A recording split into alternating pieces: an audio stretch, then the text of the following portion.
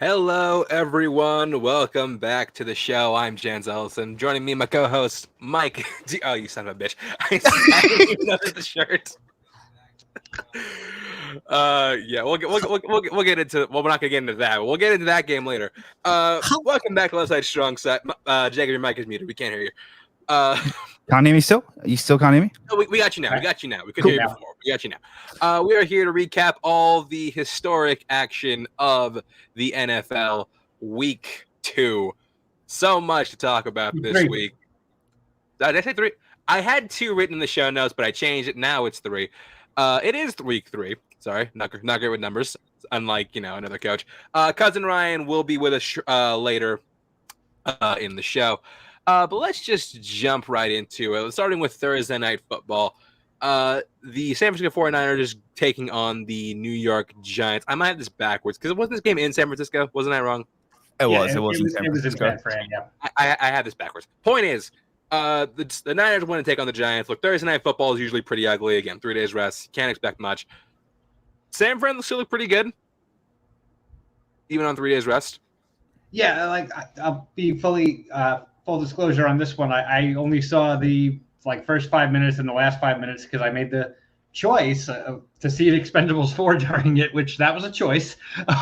But from what I've seen with the highlights and stuff, San Francisco they played a San Francisco game, and the Giants are the Giants. This game was exactly what you expected it to be. Yeah, when you have to rely on Daniel Jones to do something. You see, this is why you don't pay him the big bucks, because when he has to do something, he can't. He really can't. They're on a gold rush here. So, everything that they are doing is bringing happiness to the city of San Francisco. Yeah. I officially have to get changed because this thing's choking me. So this is Taylor's. This is Taylor's, and it is 3 sizes too small for me. So I'm officially getting changed. Okay. You see what you do, Taylor Swift. You suffocate people. But anyways. But yeah, I mean, look, they're looking damn impressive. Granted, I don't know if that says more about the Niners and the Giants than it is about the Giants. I am a little salty that the Giants did put up more points against San Fran than we did, but I'll chalk that up to getting San Fran on a short week. I'm sure we could have scored 13 if we played them on a Thursday. Maybe, possibly, probably not. But yeah, honestly, San Fran's still looking dangerous. They're still a very, very good team.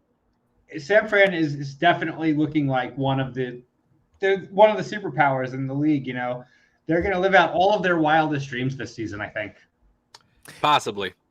Yeah, this Purdy still nervous. I'm very nervous about Purdy. That week 5 game is the one that's going to be their biggest test, and potentially. We'll get into that later. We'll get to that game, but I think I'm kind of willing to give them this week. But yeah, no, that game's going to be their biggest test. I am dying to find out why. But we'll get into that later. Up next, we have the Indianapolis Colts taking on the Baltimore Ravens in Baltimore. This is a game where Anthony Richardson, the starting quarterback, was not playing. He's in concussion protocol, so Gardner Minshew had to be starting. And look, if I had a nickel for every time the last 2 years a quarterback stepped at the back of the end zone for the safety, I'd have 2 nickels, which isn't a lot, but it's really weird that it happened twice. Yes, Gardner Minshew has joined the elite company of Dan Orlovsky and Jimmy G as one of the few guys to get a safety by stepping out the back of the end zone. Here's the difference, though. Gardner stepped at the back of the end zone, and he still won the game. Right. Yeah. And that's why Gardner Minshew is left side, strong side Hall of Fame. Yeah. This game, Ravens are really, really, really broken. They're starting to get really injured. Yeah, and this isn't me talking to the division rival. That's just a fact. You look at the Ravens injury report. That's a roster. That is a roster.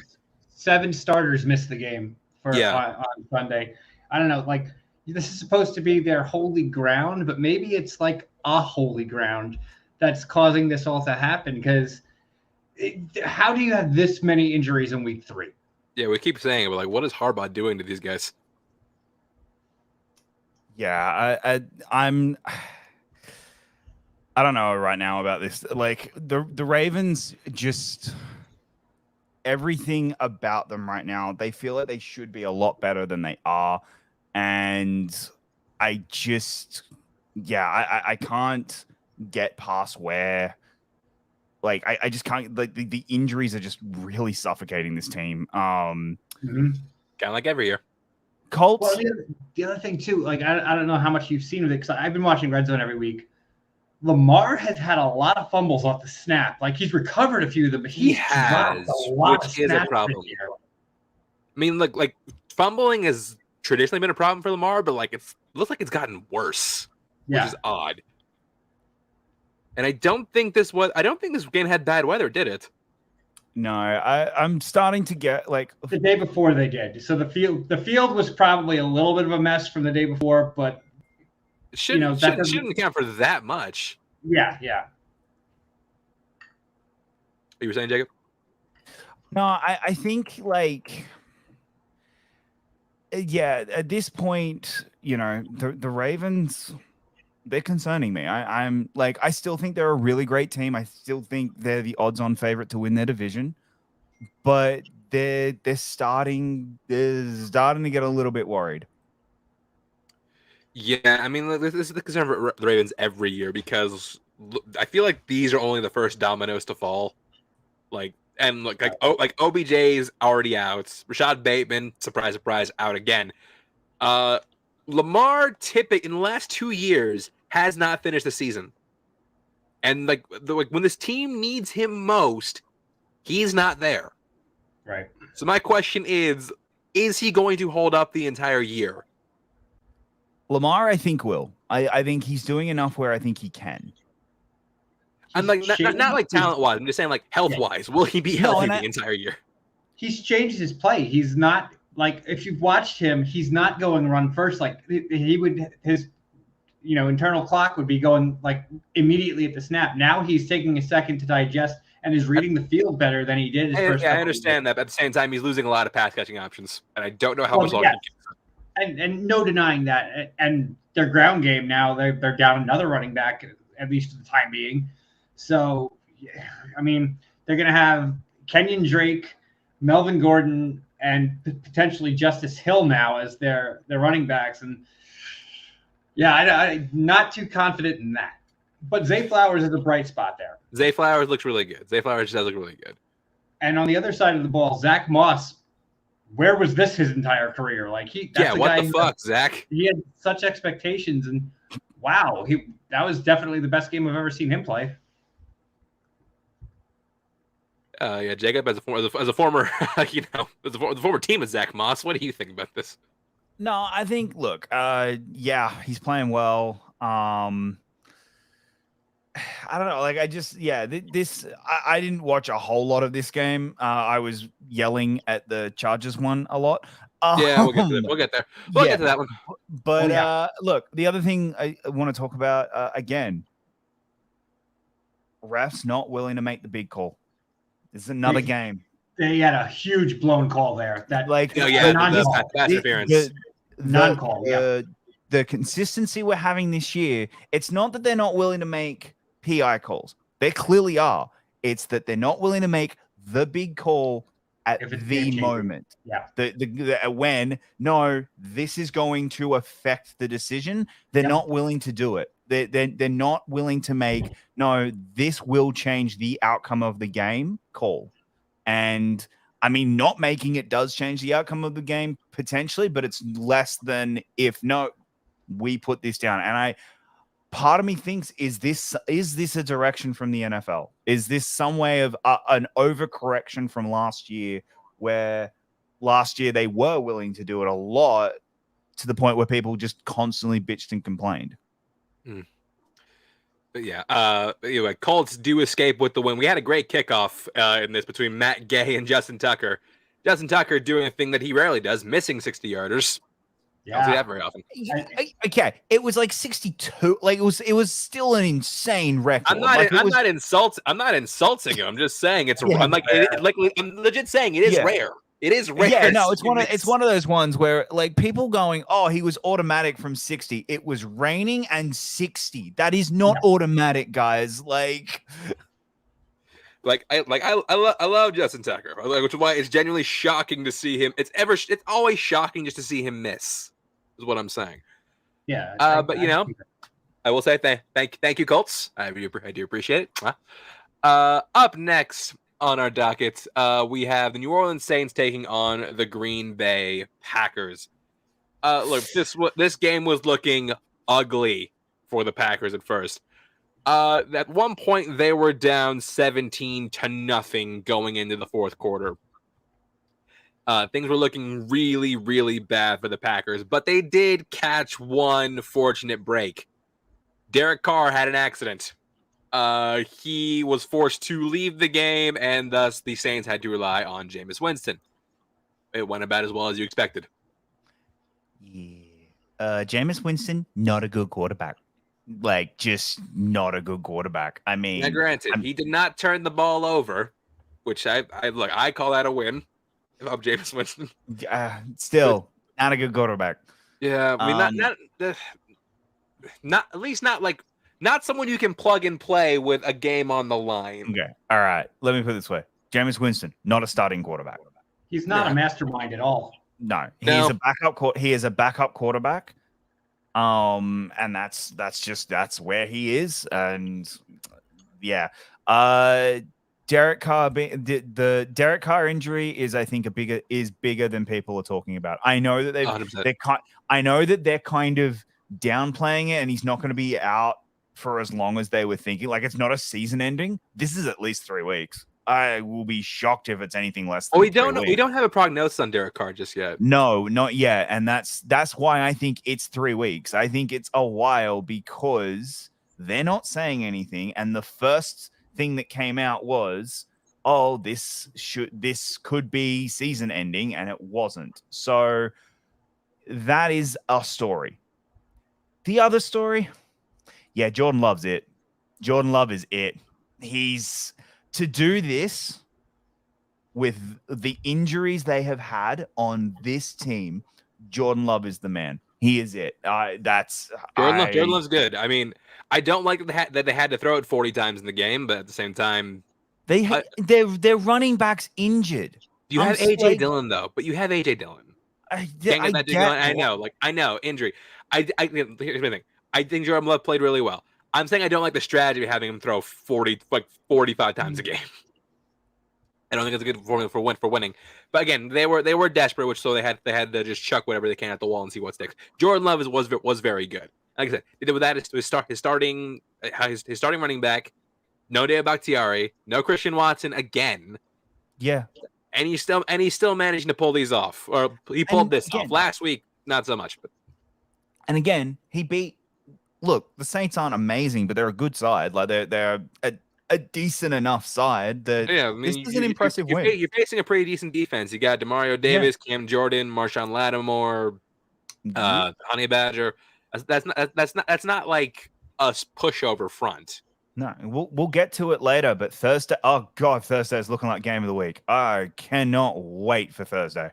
No, game of the week is hands down something else. We'll get to that later. Well, yes, no, sorry, I did think of that. Yep, that one is game of the week. I think game of the week is like very, very handedly won, and then the rest just exist. I think we're thinking about different ones, but we'll get to that later. Look, this is a great win. This is a great win for the Packers, especially given how they were down.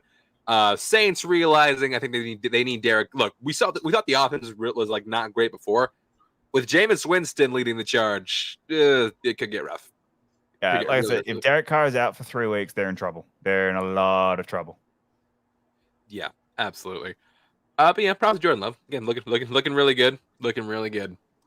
Which funny, last week they got to be the Falcons. This week they got to just go do the anti-Falcon. They recovered from a blown lead, or they came back from a high deficit. They didn't blow one. So good job, Packers.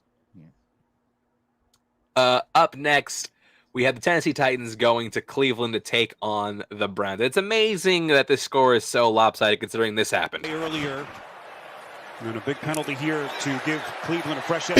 Watson, boy, flings it back. What the hell's going on out here? More the recovery. Oh, brother, this guy stinks!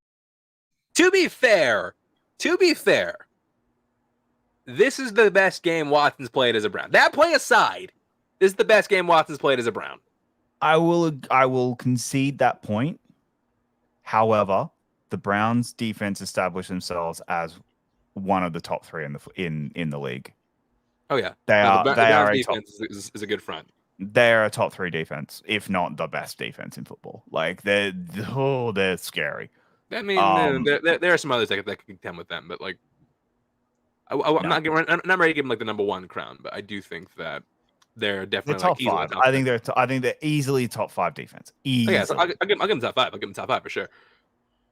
How are you going to run on that defense? Like that defensive line is solid, and Garrett is Myles Garrett's playing at near MVP level. So, right now, I agree with everything you're saying about the Cleveland defense. If they had a slightly better quarterback and maybe a slightly better offensive line, we'd be talking about Cleveland as a legitimate contender.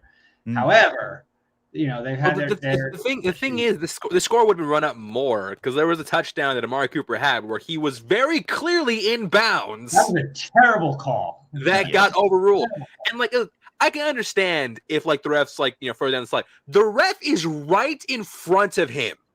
And he called it out of bounds. I don't like defending the Browns at all, but they got hoed on that play.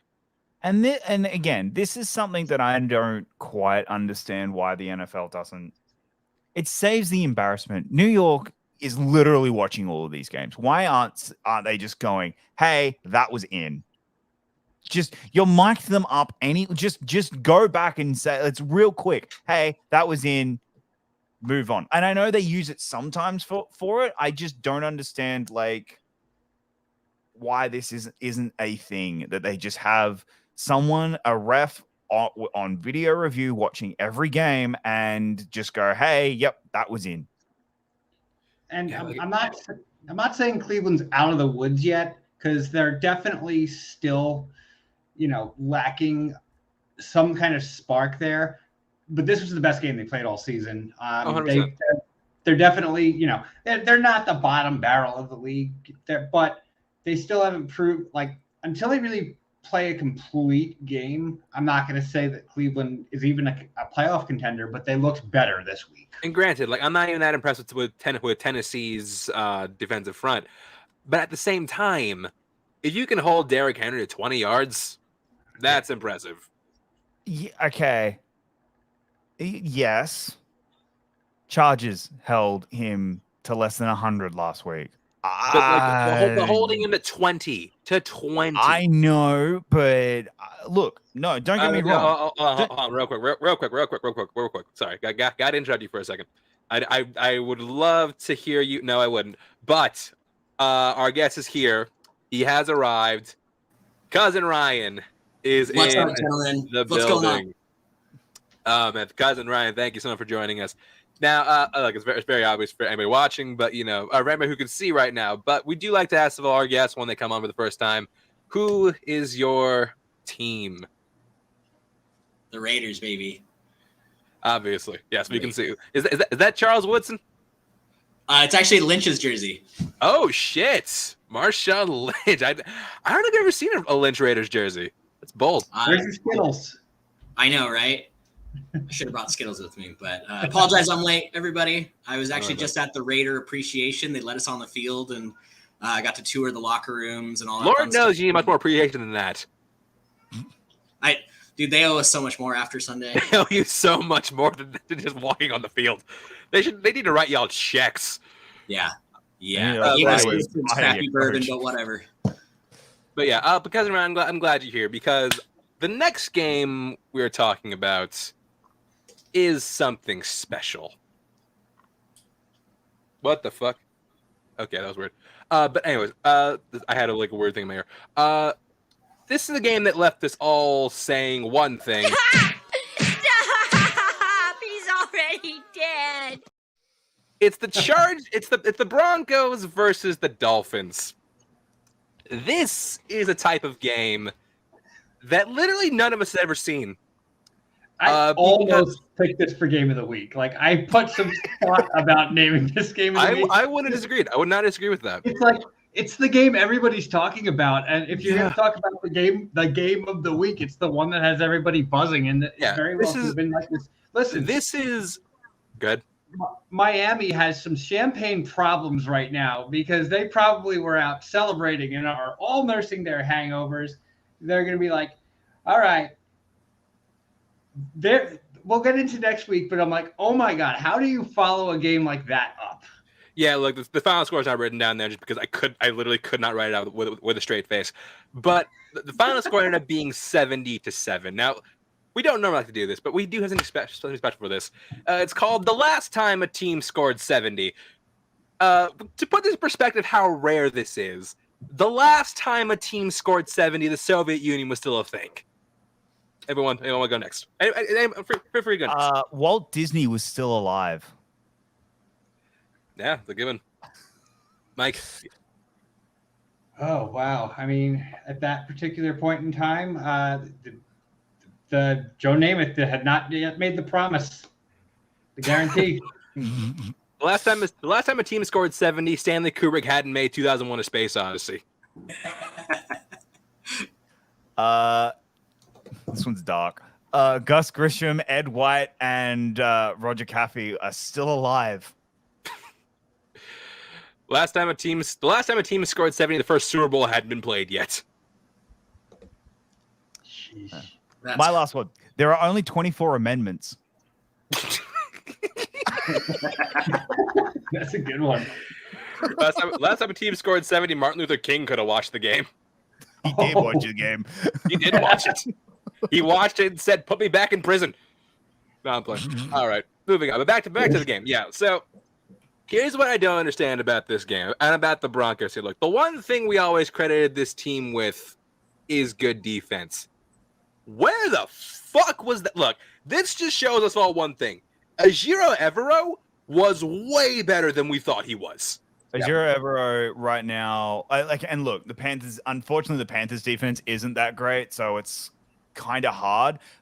I don't think it shows that he was amazing. I think it just shows Vance Joseph fucking needs to go. Like, it's time to go. It's time to go, Vance Joseph. Vance Joseph. It is Tuesday. How? It is Tuesday as recording this. It is Tuesday and he is still here.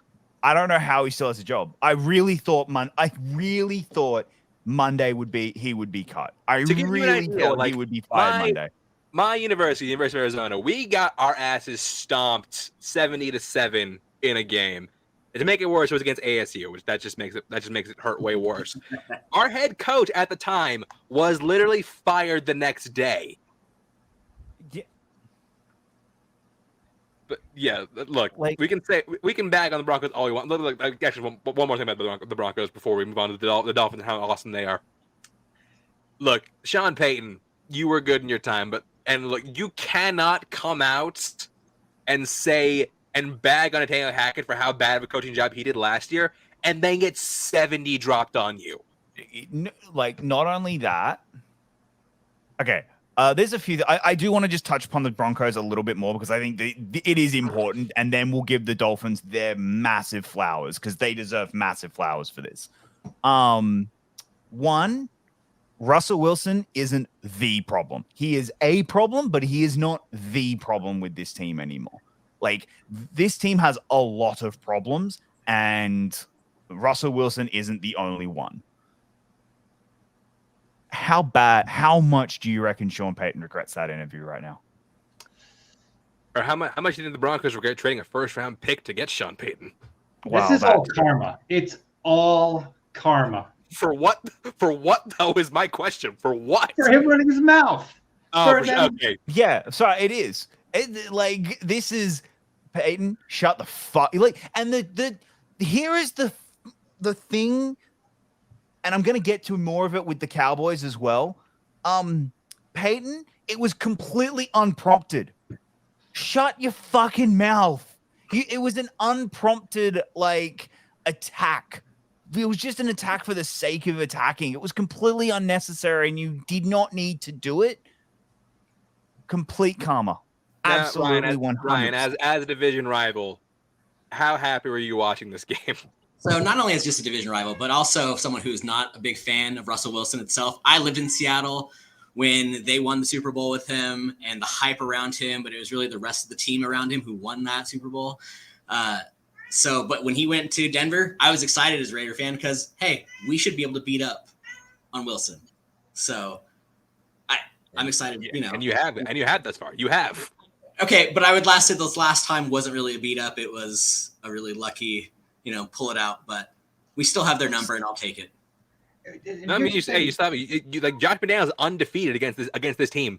In his tenure with the Raiders. You can't hang your head on much with Josh McDaniels. You can't hang your head on much. You can hang your head on that. Including as his time as the Broncos head coach, he is undefeated against the Broncos. But yeah, look, the Broncos were atrocious. Like when PS2, your best player, is getting burned by a guy who was on the practice squad. And keep in mind, they put up this score without Jalen Waddle, their second best receiver. It might have been worse had he been playing. Yeah. Oh yeah. But yeah, look, the Dolphins, this is maybe the most explosive offense I've ever seen. Tua, congratulations. Come grab your stonks of the week. Holy shit. Tua was your stonks player of the week? Yup. Yeah. And look, I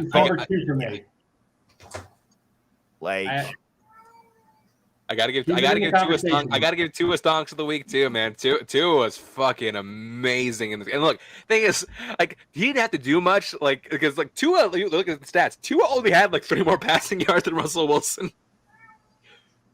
But but the Broncos' offense is so far behind that like they could there's nothing the Broncos could have done in this case. Like they were just there. Yeah, it was embarrassing. Look, and Dolphins are legitimately scary. I'm terrified of them. I'm genuinely terrified. I will never. Right now, I don't know if I can forgive the Chargers for losing that game. At this point, I'm so annoyed because I need that extra loss. So I don't know. Like, I think that's gonna hurt us later in the year. But especially with our loss to the Jets. But Dolphins, yeah. Dolphins are scary, and I'm terrified for this week. Yeah. Look, I know you said it's karma, but there is one person in the Broncos I do feel bad for. That is Mr. Garrett Bowles. Just wondering, right now, what are the emotions like going through your head personally? Darkness! Shit. Shit. It's, tired of losing, man. No parents! I've been here for 7 years, and all I've done is loss. All I know is pain. Like that team is just so. That team has to feel like I don't envy the reporters that had to go interview that team after that game. Also, like that interview, I think that if every single interview was like that, I think the commentary around this game would have been a lot different. Peyton's post-match interview was horrific, was what was the awful. Question? What was the question? That made it go, no, fuck you, you deserve this then. Like, I think right now, Peyton needs to find a scapegoat, and he needs to find one quick because he is getting the blame for this. Oh, yeah. There isn't like last year, everyone was going, oh, it's Hackett. And we all were kind of like, yeah, but it's also Wilson who's not playing well. Right now, Wilson's playing better. Wilson's playing better. He's playing pretty good. He's not playing terribly. He is playing better. But damn, like this team's worse. Like this team is worse than it was under Hackett. And Hackett never got 70 dropped on him. Yeah. Like, I get it. Yeah, Van Joseph will probably be the scapegoat. The fact that he hasn't already is kind of baffling to me. Yeah. Hackett's definitely getting some closure out of this because obviously it's being proved that as bad as he was, it can get worse. Yeah. Broncos fan, there's a silver lining, though. This will never happen again to you. Like, there'll be no team who drops 70 on you again. Is this No, for real. Like, in all honesty, is this rock bottom? Yes. Do we? It's not. No. What I'm asking is can it get worse? Do we realistically believe that it is only up from here? That this team, that there is nothing worse that can happen? The only thing worse that can happen is a team beats them 70-3. Like, that's the only way this can get worse.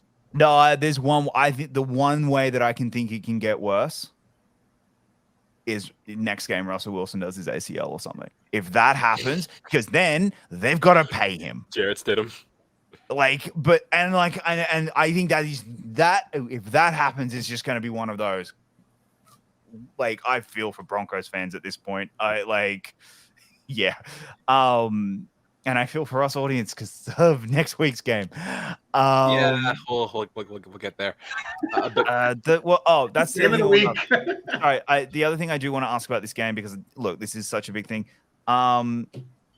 Should they have gone for 3? No, that's just unless you really don't like the team, unless they're like a division rival or you really don't like them. No, don't go for 3. You've already put up 70. You've proven your point. They're dead already. You don't need to make them feel worse. I mean, like I think it was a very classy move on the part of Mike McDaniel to not go for 3. It's like, okay, you've had enough. Like, I'll leave it. You're done. Like, we beat you. We proved it. We don't need to make you a point of history. But they made him a point. They are a point in history at this point. I mean, they are a point in history, but they're not the point in history. Like, they're not the end. They're not the end of the worst score of all time. As a Raider fan, I'm going to hold this over any Bronco fans until all eternity. And you had that right. You have that right. That's the thing. You had the right to do so. All right, moving on to our next game.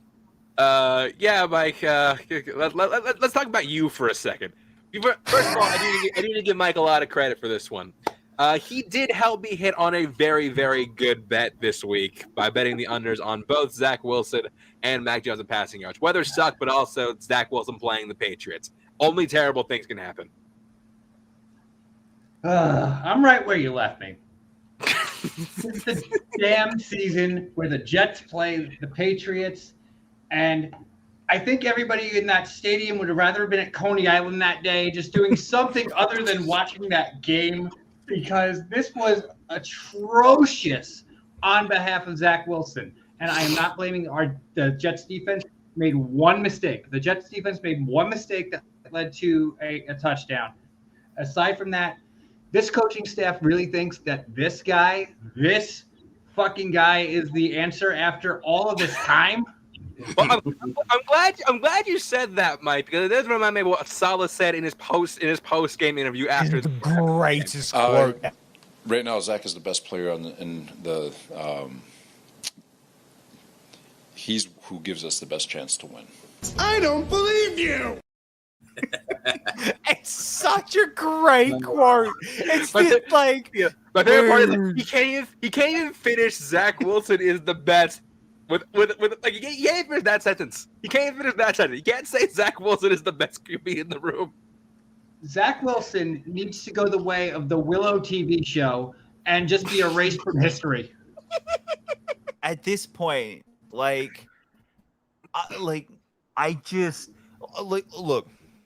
I understood. Okay, I didn't 100%. I kind of got it, but also as like a Bills fan, I was kind of like, yeah, Jets, just keep fucking up. But like at this point, keeping Zach Wilson on that team, and you can tell, is destroying that locker room. It's destroying it. That locker room wants nothing to do with him anymore. They are so mad at Zach Wilson. They're just like, how are you this shit? And how are you a professional NFL player? How? And I just, at this point, they have Tim Boyle on the roster, and they're saying that how bad is Tim Boyle? If like that bad. If Zach Wilson's your best chance to win, how bad is Tim Boyle? But like not even that, and now they're bringing in Trevor Siemian. Season saved. Go get, but not only that, go get fucking Zappy. Yeah. Go get fucking anyone. Anyone. I just like this is ridiculous. It's embarrassing. At this point, after Rodgers got injured, I said, okay, at a bare minimum, Salah's jobs is safe. Because I went into the season thinking if the Jets sucked this year, Salah could be fired.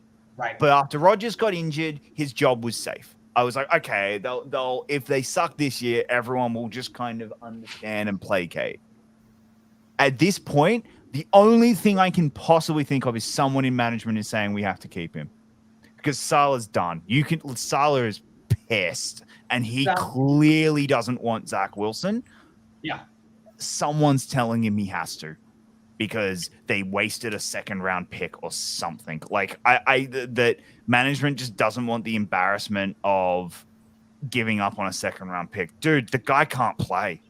Second round, second overall. Yeah. Yeah, like Zach Wilson. Sorry, that's what I'm not a second round. Sorry, the second overall, pick. Yeah. The second overall pick they used on Zach Wilson. And don't get me wrong, none of those quarterbacks are looking particularly impressive. I mean, like Fields looks like a bust. Mac Jones has regressed. And sadly, Trey Lance can't even get it.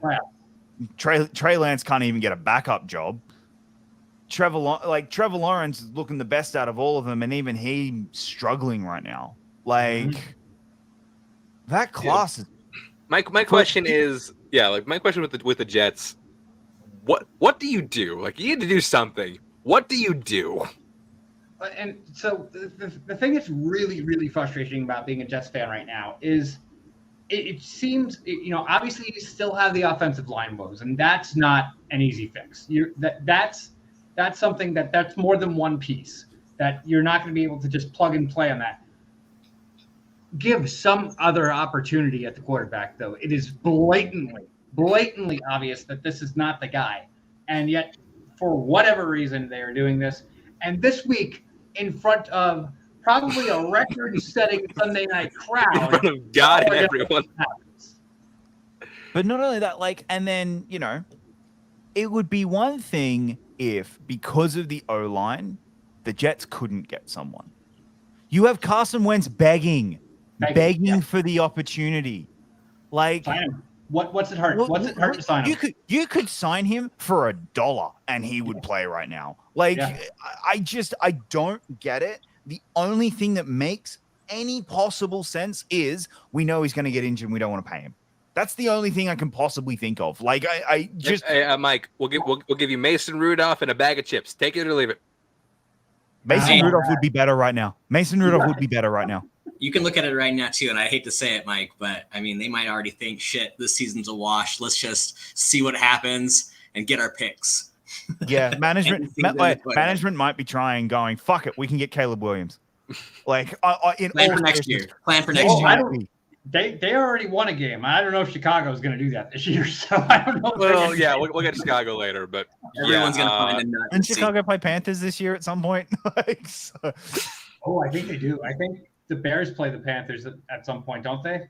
Yeah. I mean, they win that game no matter what. Let's be real. It's the same as the Raiders, the Cardinals. Sorry, they win one game no matter what. But yeah, Jets fans, I genuinely do feel bad for you. I really do. Like, I like that things can't get worse, but they can. They really can. We didn't. I know we were all laughing at the Jets, and we were all sorry. And we were all, going, "Hey, look how bad the Zach Wilson is," and everything. Hey, Bill, the fuck are you doing? These Patriots look bad. These Patriots are not a good team. This Patriots is this might be the worst team I've ever seen Bill Belichick field. So you know how everyone's like Bill Belichick wants Shula's record? I'm saying this right now. Andy Reid gets it before Bill does. I think Bill Belichick wants to go home. Like, I don't even think he cares about the record more. I think he just wants to go home. Like, in all seriousness, Andy Reid's getting that record. He can do it in 6 seasons. Andy Reid's sticking around with Mahomes and Kelsey for 6 more seasons. I mean, Kelsey probably not for 6 seasons. I don't think Kelsey will be around for 6 more years. Mahomes for 6 seasons? Yeah, he's getting that record. Yeah, but either way, look, Patriots is not a win to be proud of. Look, the Patriots is one of those teams where like they could win 2 games and both of them will be against the Jets. That would have changed this year with Aaron Rodgers. I firmly believe it. But you don't have Aaron Rodgers, so back on the carousel you go. Patriots had to get flexed. Patriots had their time. Their time is done. Sorry, that has to get flexed. Bears Panthers is a Thursday night game. Well, we'll talk about that. We'll talk about that later. We ain't talking about it right now. Look, I'm trying to move on to the next story so we can talk about your boys, Jacob. The Buffalo Bills taking on the Commies. And I do have to get this game contains my not stonks player of the week. Remember we thought Sam Howell would be a viable option? Look, I don't know if that's just Buffalo's defense being really good or Sam Howell being what we thought he was initially, but holy shit did he look awful this game. Yes, he did. He looked fucking terrible. He looked ridiculously bad, and I am not going to defend him whatsoever. There were some dumb throws. There was some really bad reads. This was bad. This was very bad. But the Bills defense, like, they got a half decent defense, so I understand. Like, they got a really good defense, and Trey White, borderline stonks player of the week for me. He was awesome in this game. He was I didn't see this coming. Last week I was a little worried about this game. Like I was borderline, like, Bieniemy has our number. Bieniemy knows how to beat. Bieniemy knows offensively how to play the Bills. So I was a little worried about that. But yeah, Bieniemy ain't doing that defense. No. Oh no, that was and I think that's another big key factor of it. The Bills got that far in front. The Commanders couldn't play their game. It's like the Bills were playing against a blank space here because they just ran all over the field with the ball on the defensive side. Yeah, that's the thing. Like Josh Allen this week didn't do anything that impressive. But also, again, like kind of like with Dak Prescott in week 1, he didn't have to. Yeah, he did what he had to do.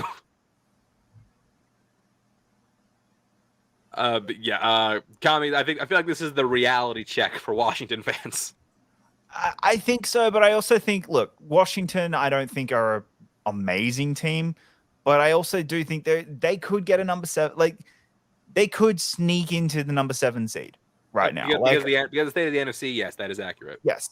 But also, like, this week more than any has really started to go, oh, there is a divide. Oh, there is a big divide in the NFL between the haves and the have-nots. Like, we're starting to really see the difference between the two. I feel we don't have that much to say about this game. Buffalo just came in, smacked Washington across the face, and that was pretty much it. Also, in the realm of reality checks, Atlanta Falcons. Look, I said the Falcons had like 11 or 12 winnable games this season. This was not one of them. Right. That's because like Detroit's defense showed up in this game. Apparently you can stop Bijan Robinson. The Lions just showed everyone how to do it. That is ominous. That is completely ominous for the Ravens and for the Falcons, sorry. And hey, the Lions on that and just showed everyone how to stop your best guy. Good luck. Bijan he couldn't do the offense for Atlanta period just couldn't do anything against Detroit.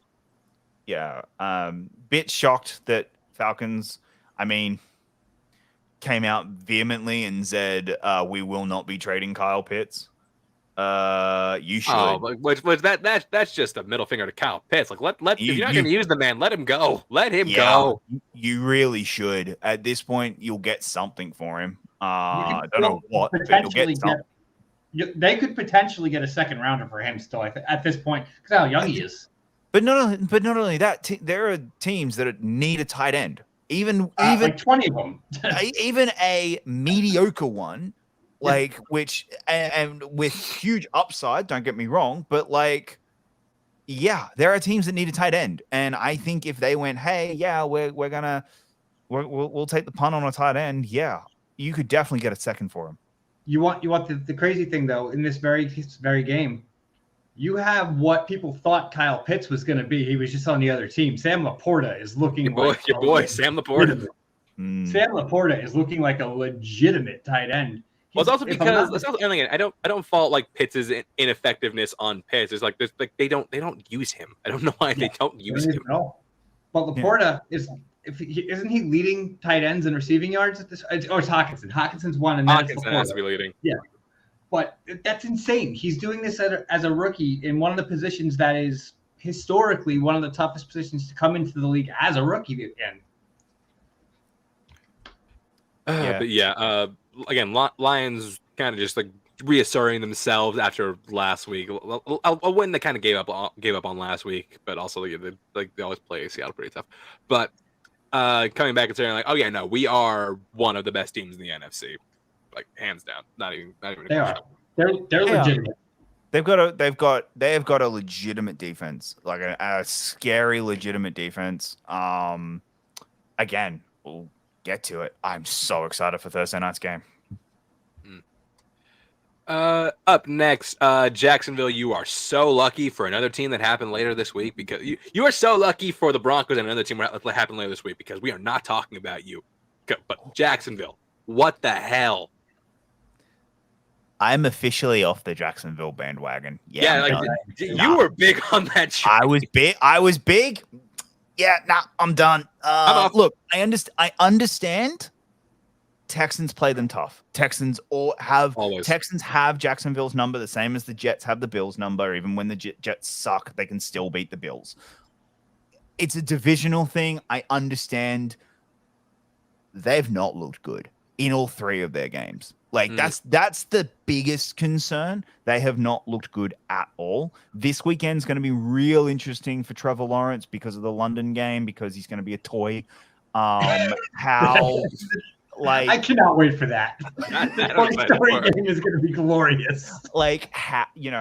How are they going to go up against a mediocre team? Because so far they've escaped. I still think they're mediocre. I still don't believe in the Colts. I think they're a mediocre team. I know they've played well, but I think they're a mediocre team. A great team that they played terribly.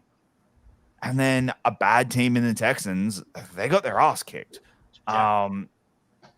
This was bad. Anderson looked good. CJ Stroud, damn, he's looking like the best. Yeah, for the record, I will say, cousin Ryan, I did have the Raiders taking Stroud in the first. Somehow I had him. I can't remember how I had it, but I had him falling to the Raiders. If only. He's looking good. He is looking real good. Of the rookies, he's the one who looks the best right now. Yeah, and look, I think a big part of that is he's the only one that can stay healthy. And that's the other thing. Look, Anderson was looking real good, and then he got hurt. And Bryce Young was looking okay, but then he got hurt. It's CJ Stroud's he's looking good, dude. Looking real good. Looking very good. But yeah, Jacksonville. I'm perplexed by what is happening with you, because I bought into you too. Not as hard as Jacob, but I bought into you. They'll bounce back. They'll bounce back. They're still going to make the playoffs. They're still going to be a playoff team. They're still going to probably win this division. I can't again. I don't believe in the Colts. I don't. And I think that at some point, I think Doug Peterson is a good enough coach. He will get this team right. But the Trevor Lawrence MVP conversation is done unless Tua completely shits the bed. That's done. Doug Peterson's coach of the year, unless they go 14-0 from here on in, that conversation's done. I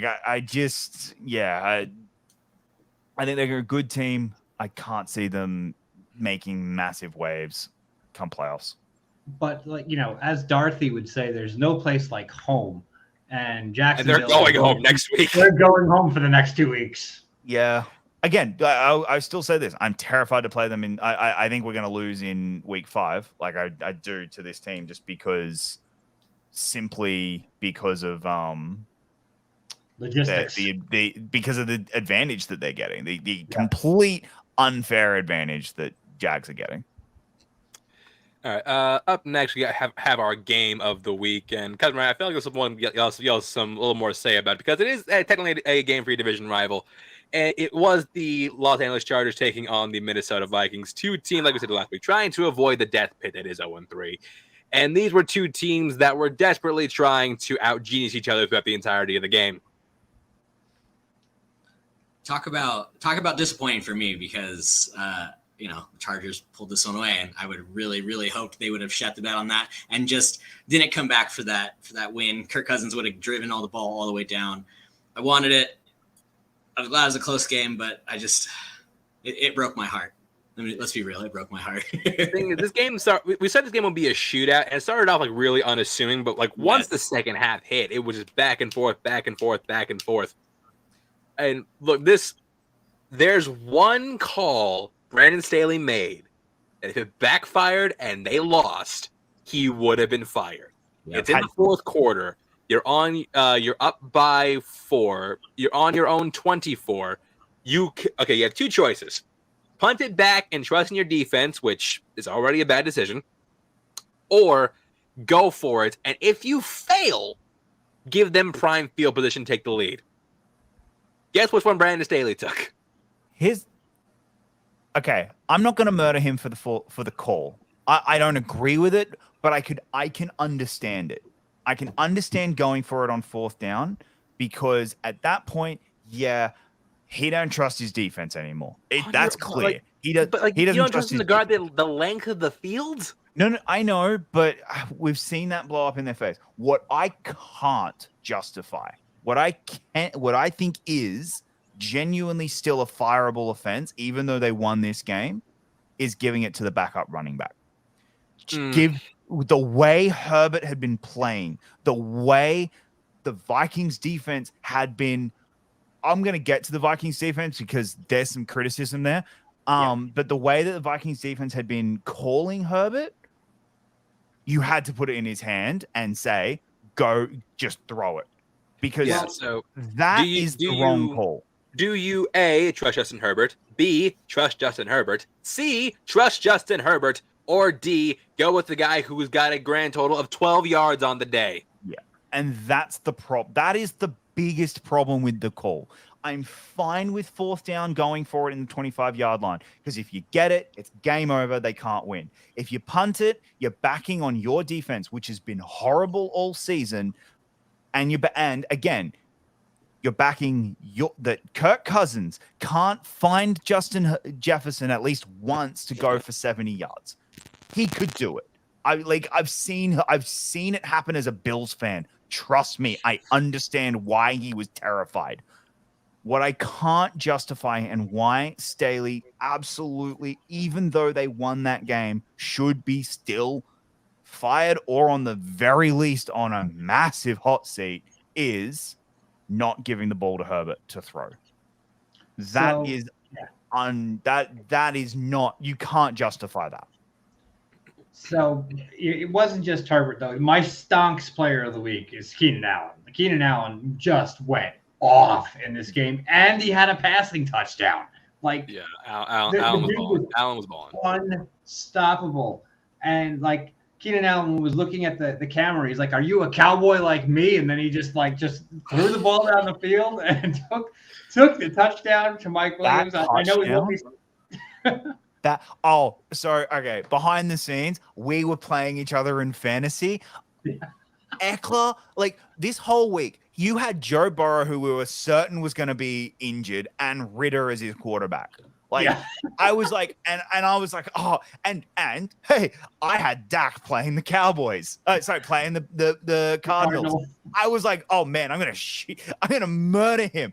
Eckler goes for 54 fucking points. Allen, sorry, not Eckler. The other side of this. Would Keenan Allen make a better QB than Zach Wilson? Yes, he proved it. He can throw the ball. I really, really like Flores. I think Flores is a head coach. I think he got fucked over by the Dolphins, and I think he is 100%. a head coach in waiting. He called this game horribly. They blitzed way too many times. And they did what the Dolphins did well. What the Dolphins did incredibly was they didn't blitz once all game until the very moment they had to, and when they did, they won. It won them the game. Flores looked at it and went, "Blitzing works. No. You got to set it up." They didn't set it up all game, and he just kept blitzing and blitzing and blitzing, and it left Allen open to do what he just did, and that's what happened, and that's what cost Minnesota this game. Like, I like Flores. I think he's a great defensive coordinator. I think he's a brilliant head coach. That was a mistake, and that was bad, and he has to answer for that. Yeah, but that's the Dolphins' example against the Chargers. Like, if you're going into this game and you have no body, there's no crime, so you 100% won't have any kind of penalties called against you, and if you're not putting the pressure on Herbert directly, you are covering everybody down the field, and pretty much, it's at that point, if you are playing in zone coverage against the Chargers, that is the way to do it. If you put pressure on and you leave even one of those wide receivers, because they still, even with the loss of Mike Williams, which is huge, but even with that, they have one of the deepest wide receiver rooms in football, and one of them is going to be open. Yeah. That being said, Chargers may have won this game, but also Mike Williams now out for the year. Yeah, Mike Williams, ACL, gone for the season. But the only positive out of all of that is Quentin Johnson's they're now going to be able to see, hey, what's Quentin Johnson like? He better be good, because I'm not a fantasy team. I had him and Mike Williams. So I'm just like, okay, please be good. So do I. Because Palmer's fucking awesome. Palmer's been playing great. Mm-hmm. But yeah. Up next, we're going to be talking about the Carolina Panthers taking on the Seattle Seahawks. This is a game where Bryce Young was injured, so Andy Dalton came, and to our everlasting surprise, he looked pretty good. Yeah. By Andy Dalton's standards, he looked pretty good. Pretty standard by everybody else. By Andy Dalton's standards, pretty good. We do have to, again, borderline, maybe not my song's play of the week. Went to one Mr. Zach Charbonnet. Running play, Charbonnet trying to get to the edge and does.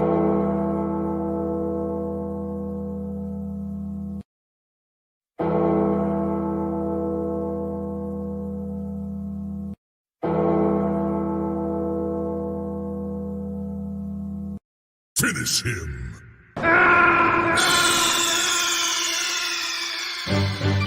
Snake, are you okay? Snake? Snake! Like, if that's you, man, just retire. Like, you're not gonna live that down. Just retire. Is Franklin still alive? Like, have we is he okay? Someone checked on him? Yeah, this is a much needed bounce back game for Seattle. I'm not sure if this says more about Seattle or Carolina, but Seattle played well. Seattle's a good team. Seattle's a good team. Carolina, I think, is a mediocre team. I feel for Carolina. I think they're going to kind of be like the Lions were last year. No, 2 years ago, where it's like... it's a process. Yeah, where, they're going to lose like 11 games, but they're in every single one of them. And you're just like, oh, at some point, beat one of these teams. Right. The big thing, you look at Charbonnet there, you just know that, like, it's been in the past, the present, it's going to be ever more, that the Seattle offense is always going to have a good run game. Like, they know how to draft running backs. Charbonnet behind Kenneth Walker, that's towards the top of the list right now. And when they start putting Charbonnet into the gameplay even more, they could be unstoppable with the run game if they focus on it. No matter what anyone says about Pete Carroll knows his running game. He showed that prior to him coming to the NFL. He knows what he's doing. But it also helps that they have great wide receivers out there to help loosen up that defense for their running game, because these guys can power through when they get that gap. So Although I'm gonna say I'm gonna need Jack Smith and Jigba to start doing something. Please do something. I feel I'm like 2 fantasy leagues. Do something, please. I need you. Metcalf's my boy. Every year, Metcalf's my boy. So I love Metcalf. I do love me some Metcalf. But yeah, I feel like this game we don't much stuff. These next couple games we're gonna have a lot to say. These next couple games we're gonna have a lot to say about. For Carolina, though, I will say if you've never been inside the Seattle Seahawks stadium, it is so freaking loud there. So any team that can go in there and even perform is a miracle. So I'm not surprised that Carolina got beat like they should have. We did forget to mention Carolina had a lot of false starts this game. They had I don't know the exact, but they had a lot of false starts. It's so loud in there. It is ridiculous how that stadium is built to be that loud. So. Yeah, 13 penalties. Like I think like at least half of them were false starts. Up next, hey, PLD got a PLD Peggy, my boy Thomas, got a question. Do you want to die yet? Our offense is bad. They're always in trouble. I'll be in my room doing the suicide shuffle. Yeah, look, it's saying a lot when you had a team get 70 dropped on them, and you still might be the most embarrassing team in football. You know what's saying the most, and I think that what sums up this game so perfectly. Taylor Swift. No. I to a degree. The Chiefs were on. Taylor Swift was on. Like Taylor Swift was at the game and on the TV, and they changed half, like not even at like half time. They changed the game off Taylor Swift being in there. You had, for the first time, millions of teenagers and women watching the game, and CBS went, we can't keep showing this. It's that bad of a beatdown. We can't keep showing this, knowing full well they're going to get complaints, knowing full well they are going to get absolutely roasted for turning off the Taylor Swift game. Yeah, that says a lot about the Bears. The Bears are so bad they overpower Taylor Swift. That's how bad they are right now. The Bears probably thought they were at the Ivy at Wrigley Field because like they were not playing the same game as the Kansas City Chiefs. Yeah, this was the Bears. Look, this is saying a lot. The Bears might be the most incompetent organization in the NFL today, and that's I know that's saying a mouthful, but it might be true. We'll get there. We'll get there. I'm not talking about you. I'm not talking about the Raiders. We might be, but we'll get there. They're in the conversation, but my God, but what are the Bears? What are the Bears doing? Is my question. So we didn't say this at the start of the season. Eberflus is gone at the end of the year. Easy. Like we at the start of the year. We thought they'd be better than this. Is the question? Yeah, at the start of the year, we didn't have him on the hot seat. Nah, he's gone. He's gone by the end of the year. Easy. He might be the first coach fired. He might actually be the first coach fired. This is bad. This is really bad. This team is in for a massive restructure and a massive rebuild. It's going to take a while. That defense is horrific. That offense is even somehow worse. I have no words right now for this team. I struggle to understand how the Bears, given everything they've done, all the moves they made in the offseason, all the momentum they built with the development of fields, how they are still this bad. You know, the Bears are longing for the 1986 season. Hell, they'd take the 1989 season at this point. But they'd take the 2017 season. Yeah. They would rather have the double doink than this. At this point, I mean, I don't know. They're trying. They're really trying. I know they're trying, but Jesus. I know when you have your quarterback who had 11 catches and 11 rushing attempts, and he still had about the same amount of yards between the two. Are you freaking kidding me? Like, you're an NFL quarterback. It needs to be better than that. You need to show up at some point and do something for your team. I want to double check. Okay. Do we think? Okay, so the Bears currently have not won a game since last October. Do we think they'll get to a solid year without winning a single game. I think they can maybe do it this weekend. I was going to say this weekend is such a wild card, and we're going to talk about that in a little bit. It's such a wild card, but it might be their only opportunity aside from their next two games aren't terrible, and they have that game against Carolina too. So look. Also, we forgot to even mention. No matter what changed in the world, Matt Nagy will still find a way to help the Bears lose. Yeah. I'm not sure if it's the Chiefs' offense looking better or the Bears just being terrible, but look, the Chiefs look good. The Chiefs look good. They look efficient, but I also just think that says more about the Bears than it is about the Chiefs. Yeah, look, and let's just talk about the Chiefs. I think they're a scary team. I think they're looking really good. Thank you, Bears, for reigniting the Chiefs and somehow going, again, I can't even say with certainty that they're reignited just because it is the Bears. Yeah, but I don't know. I just can't think of I don't think that they're holding paper rings and stuff. So I wouldn't say they're holding a paper ring. I'm just saying I'm not ready to declare the Chiefs are back, and I'm mostly because Ryan's here. I don't want to make him upset. I'm not ready to declare the Chiefs are back until I see them play because once the two real games they've played, they looked pretty horrific. Offensively, defense they've been doing pretty well, alarmingly. But we'll see if they can keep these kind of performances up, because if they can, then yeah, this is a scary team. Let's just see if they can shake it off. Okay, that's enough. I feel like the next two games are going to be pretty easy unless they face another big challenge. Who knows? Yeah, we'll see. Up next, this is our upset of the week. Now, we'll preface this now. Let's get the aspects out the way early. Yes, their best cover corner. Weird to say that. Their best cover corner, the Cowboys' best cover corner, Trayvon Diggs, suffered a torn ACL in practice. He's out for the year. The Cowboys are playing this game without 3 of their 5 starting offensive linemen. So there is that. That being said, Dallas, explain yourself. This is bad. This is a bad loss. This is a really bad loss. This is literally the worst loss you could possibly suffer other than losing to the Bears. And unfortunately, this is a loss that hurts both teams. This is one of those losses that just hurts everyone involved. No one wins in this game. I do want to say I called it. Kind of. I said that they would lose. You said one of the next two. You said one of the next two. I said one of these games. I really thought it was going to be next week. But yeah, I didn't think it'd be this one. The Diggs injury is a big deal.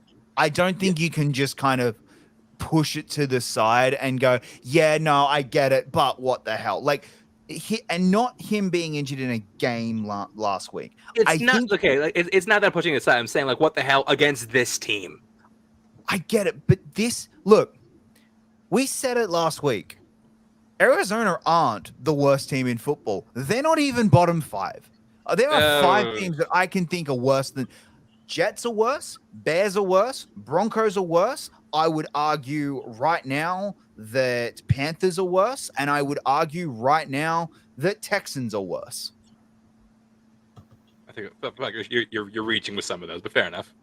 Okay, all right, but I would. There are teams that are worse than the Cardinals because week in, week out, Cardinals are playing.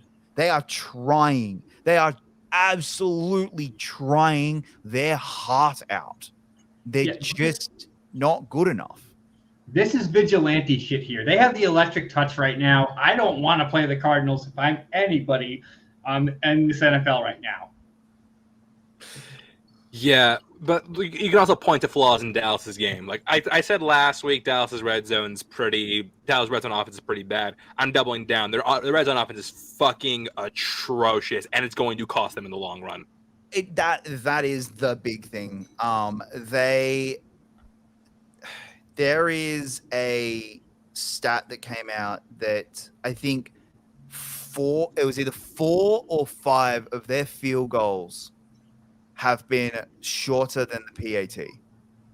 That's bad. Like That is they really finished. bad. They were 1 for 5 in the red zone this week, 2 for 6 last week. Look, the Jets have a good defense. I'll give you some leeway there. Against the Cardinals, though, if you can't finish drives with touchdowns, Yeah. that's a problem.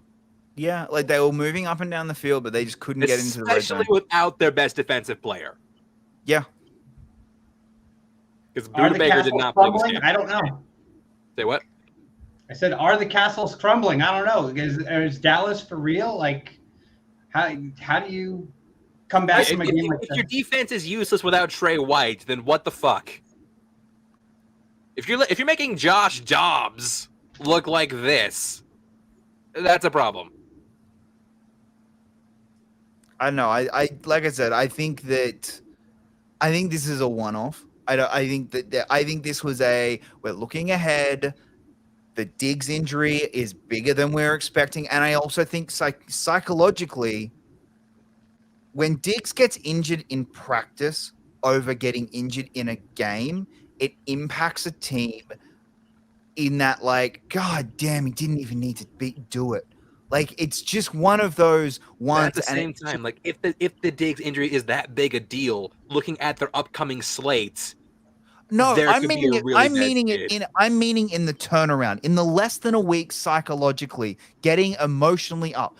Right, I think it was just one of those you had to just get out of it games because they just couldn't psychologically get up for it. And I think that them losing gets them psychologically back up for next week and in 2 weeks against the 49ers. Yeah. Either way, it is nice to get to laugh at Dallas for at least 1 week because you lost to arguably the worst roster in football. So good job, Dallas. Just a reminder, you are now eliminated from the playoffs. Let's just save time, eliminate you now, or just like I said, just wait. All right, Ryan. Now comes the main event. Now it comes the time to talk about Sunday Night Football. The Pittsburgh Steelers taking on the Vegas Raiders. And no, people watching, I did not bring Ryan on just because he's a Raiders fan. I brought him because he's a Raiders fan because they're in prime time. I would have if the Raiders were playing anybody else in this time slot, I would have brought them on the same time. They just happened to be playing my team. Look, I will say, Devontae Adams had a really good game. Yes, he had a very, very good game. For some reason, our defensive game cannot. Let's cover arguably the best receiver in football. At the same time, what I liked about our defense was they employed the tactic of bend, don't break. Because outside, look, Jacob was texting me like as soon as they got that first touchdown, like Jansen was like, just wait. You know why? I saw this exact same script last year. They have one good drive and then don't do shit the rest of the game, and that's exactly what happened until the very end. We'll get into that later. You need to calm down. I'm really talking the exact same volume. I've been talking the entire show. Okay, you just need to calm down. The Steelers aren't that good. This game proved it. Their offense is not good. But they're getting better. That's the thing. They're getting better. But they have an anti-hero as an offensive coordinator. Matt Canada right now, he's looking at the Steelers and saying, you belong with me. But that is like literally what he's saying. This is my city now, and this is Matt Canada's time. This is no longer Pittsburgh. It is Canada. I can't do it anymore. I'm so lost. I get what you're trying to do. Full disclosure, We've been doing it all fucking show. Have you? That's how, like, every single game. That's how like unpresent Taylor Swift is in my mind. I recognize a couple of those songs. I didn't recognize the entire one. I didn't recognize everyone. Anyway, I'm gonna go back and like rewatch just to see like, oh damn, I missed that, and like have like her song list pulled up just to see what exactly is you're pulling. Anyway, so okay, in all seriousness, look, the Raiders. I'm sorry. Don't apologize. McDaniel needs to go, and he needs to go yesterday. Only thing is, I don't think they can fire him. I literally just don't think they can. I dislike McDaniels. I disliked him the day they signed him. I was happy. The day they brought him over, I was like, this is the dumbest thing we could have done. Mark Davis, what the hell are you doing? Is your dad yelling at you from the depths of hell, telling you to do stupid shit like he did back in the day? Like, what the hell is going on? Not only that, and then he had the idea to bring Garoppolo. What the fuck? Footsteps Garoppolo, who can't, under pressure, he's going to throw a pick every single time. Are you freaking And he kidding me? did. And he did. Every time he was pressured, the ball went to someone. Like, luckily that third one didn't count in his stats for whatever reason. I don't know why, because I saw that it should have been 3. Wait, what? That would not count? I've only seen it listed 2 interceptions for him, and I'm pretty sure there was 3. But ESPN says 3. ESPN says 3. Everything else I'm looking at, even my fantasy only said 2. So I'm kind of, That's weird. Okay. So Garoppolo should have never been here. Gren, and I don't know if you guys know this, but at the beginning of the season, he failed his physical. He did. he was this close not being on the team. What the hell? Like, are you kidding me? Like, what is happening with the Raiders organization? I am a diehard Raider fan. I'll bleed silver and black until the day I die. But get rid of McDaniels and get rid of Garoppolo. You have and you know what? Let's figure it out. You can't always blame the quarterback because our defense is absolute garbage. It has been the last 5 years. Yeah. I don't blame Carr for what happened the last few years either. It's our defense.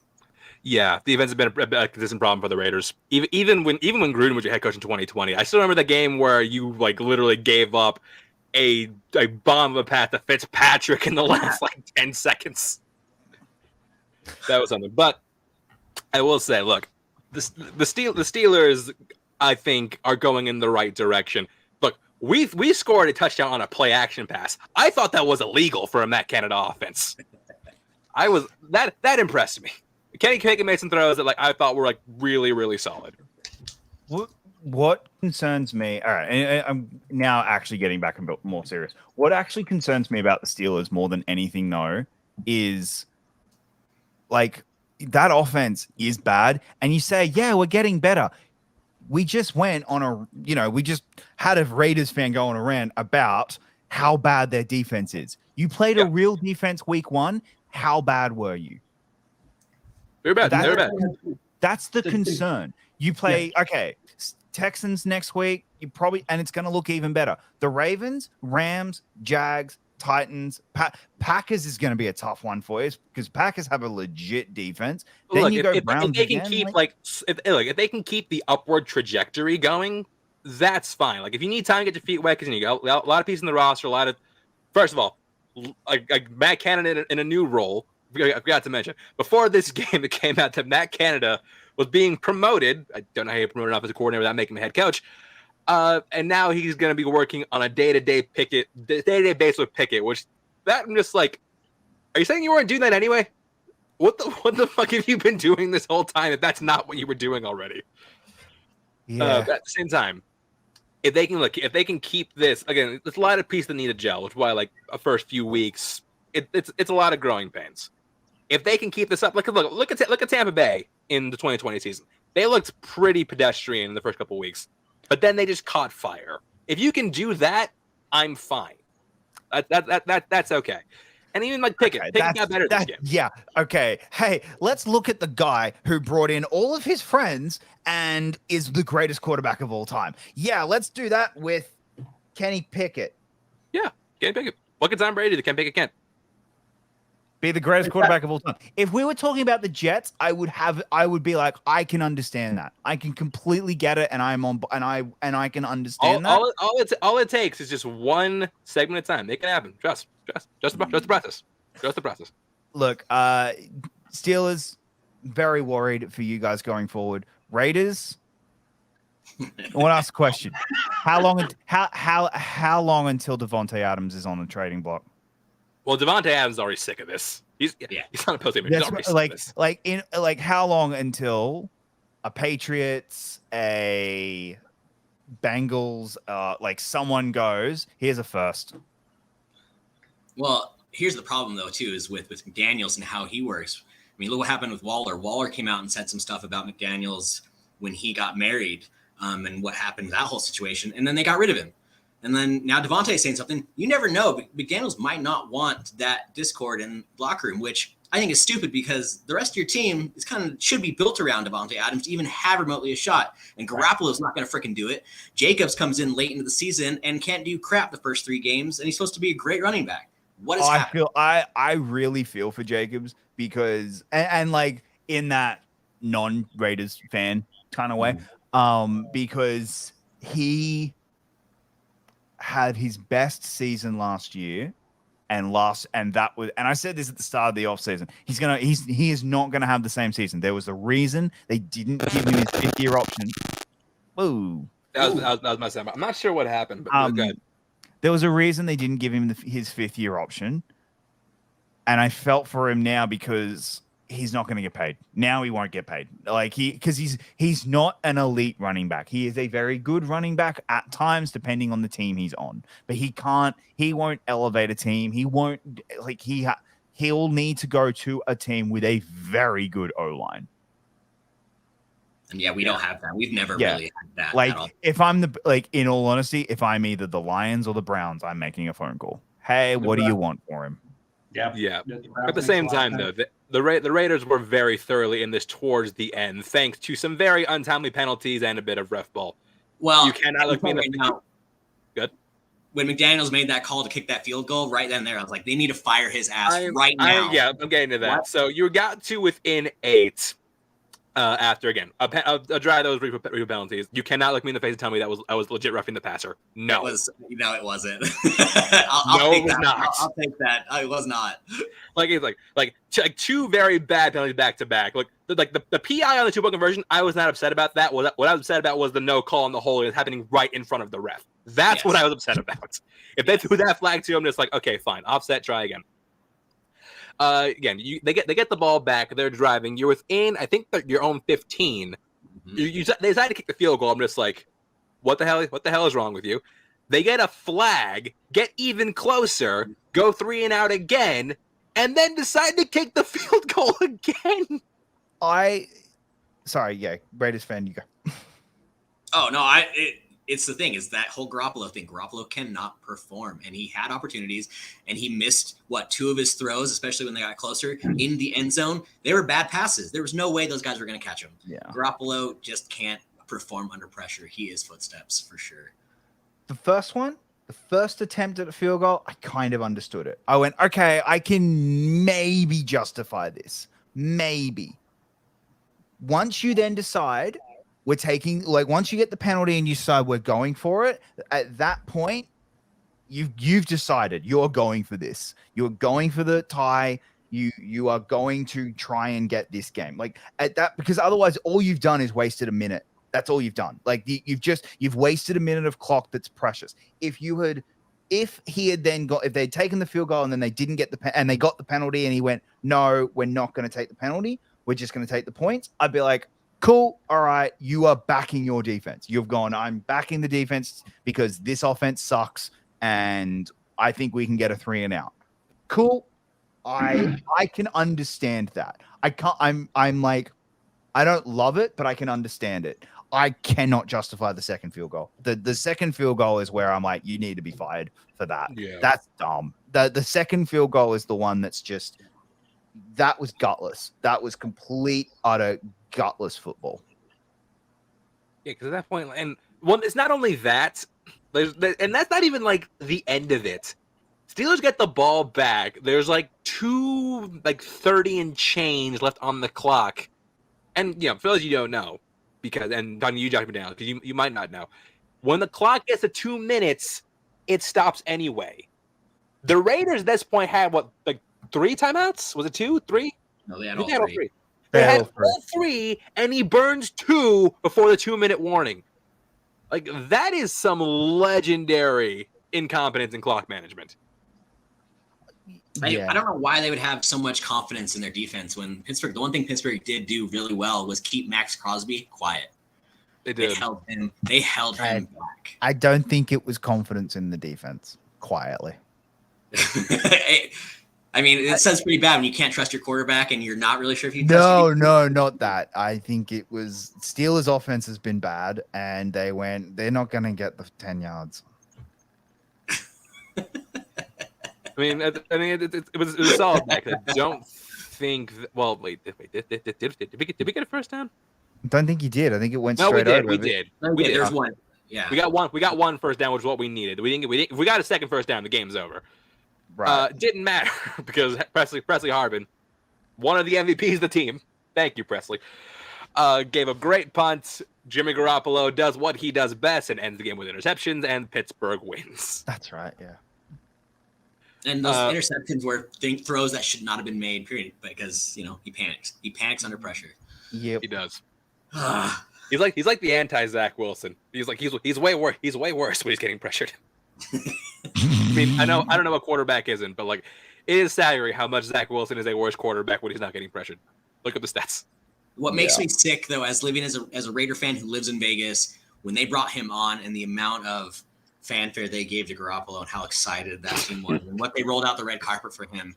And it's just, look, he's shit in the bed like we all knew he was going to, just not McDaniels. At times he looks decent because I think McDaniels, there are about 4 quarterbacks in the league that McDaniels knows how to use and can actually who can work within a McDaniels system. And Garoppolo is one of them. I don't think you're going to be the worst team in the league. I think you're going to be I think you're going to get a top 10 pick and you're going to pick up and you're probably picking a quarterback. I think Garoppolo is going to win a couple of games.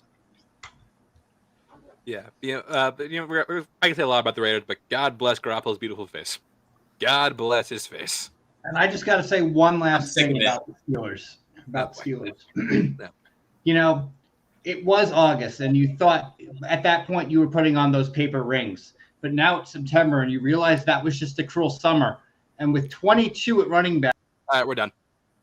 I do want to say, when you go back and watch this, I got you to make a Taylor Swift reference. I actually got you to say paper rings, and I'm so happy about that. I didn't know that. I didn't know that was a song. I legit did not know that was a song. I can't believe I actually got you to make the Taylor Swift reference. I'm so proud of that. Did you guys plan this ahead of time? I messaged him and I'm like, we just have to make Taylor Swift references the entire time. I literally have an album next to me.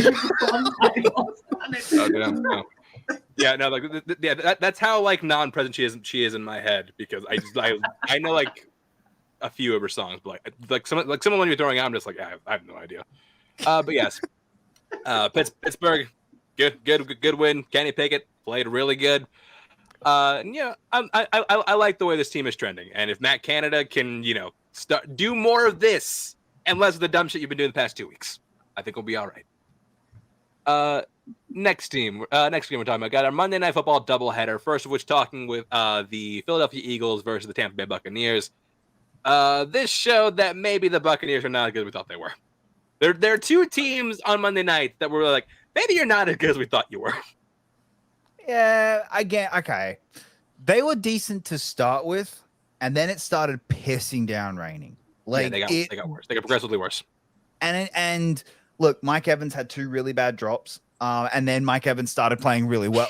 Then he had I got that real quick. I agree. So Mike Evans had a drop TD and a catch that was 20 yards that he should have caught. So there was a couple that he should have caught, but then there's one. Mike Evans had this one completely inexplicable catch of how do you catch that? Because it was an awfully thrown ball, and I was like, how the fuck did you catch that? Baker was a little bit to blame. The defense was to blame in this. Jeez, their run defense was bad. Swift just ran up. Swift just murdered them. The Eagles are finally unlocking Swift, which is terrifying for the rest of the league, because they can get that run game going again, open the pass game a little bit more. That's scary. They also got AJ Brown going this game for the first time this season, which they haven't quite gelled just yet. Again, they're going with a first-time offensive coordinator, first-time play caller, so they're going to be growing pains. But once Philly gets rolling, that's going to be a really scary. They could be scary. They're a good team. I'm not going to lie, that they are a good team. I still think, I think the offense has some problems. I think the defense has a lot of problems in the secondary. I think that there are causes for concern. There are things about this team that make me worried. I don't think they're better than last year. I think they have gotten they are the same or have gotten a little bit worse. I think that, and that does concern me. Although so yeah, we'll see how they go in later in the year. The big takeaway I had from this game is at some point Hurts' ankle's going to get snapped. And it's gonna if they keep doing this 1 yard play, at some point Hurts is gonna get injured. I don't know when it's gonna happen, but at some point it's going to, and that's gonna stop it. Everyone keeps saying, "How do you stop it?" Hurts getting injured is how you stop it. And I'm not saying go and injure Hurts. I'm saying at some point it's just going to happen naturally because there is a reason teams don't do this. Do you know how hard how difficult it would be to snap an ankle doing this play? Okay, maybe not an ankle, maybe a knee, maybe something. Look, there is a reason Mahomes doesn't do this anymore because the Chiefs did this. The Eagles aren't the first team to ever keep doing this. The Chiefs did it. Then Mahomes' kneecap was halfway down his thigh, and they stopped doing it. At some point, it's going to happen to Hurts, and it could, and if it does, and he's out for a season, there goes the Eagles. Yeah, if this were a movie, then you'd have Marcus Mariota coming in, and we all know how that's going to end.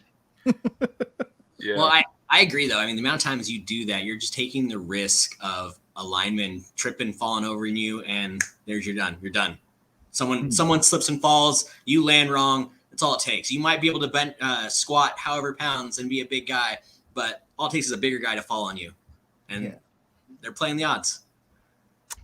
They are very much playing the odds. However, look, odds right now are in their favor. This play literally never fails. So you know what? Keep doing it.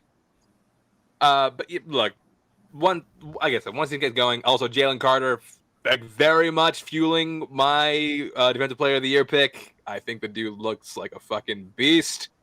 And I think that dude versus the Cowboys line is gonna be fun to watch. That's the other big takeaway. If Bears management get fired, it's that alone. You gave the Eagles that pick. You you just went, oh hey, what's one of the biggest problems we have right now on defense? What did we do? We gave the Eagles the best defensive fucking player. Jesus Christ. I don't know.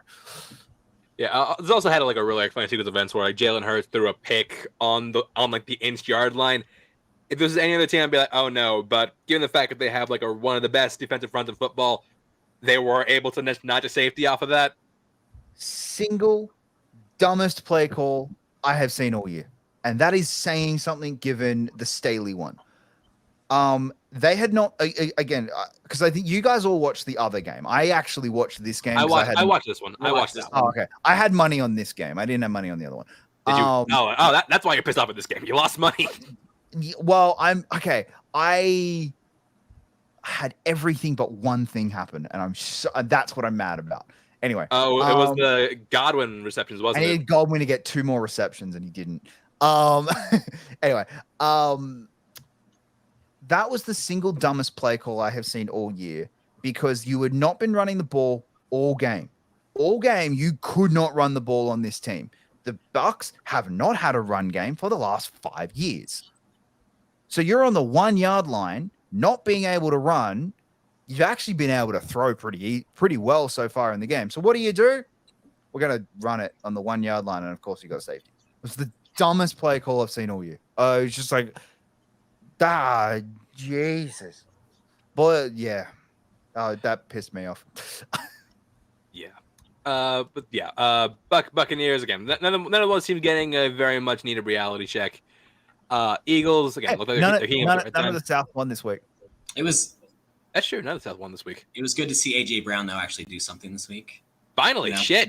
Pull in some catches and get some yards.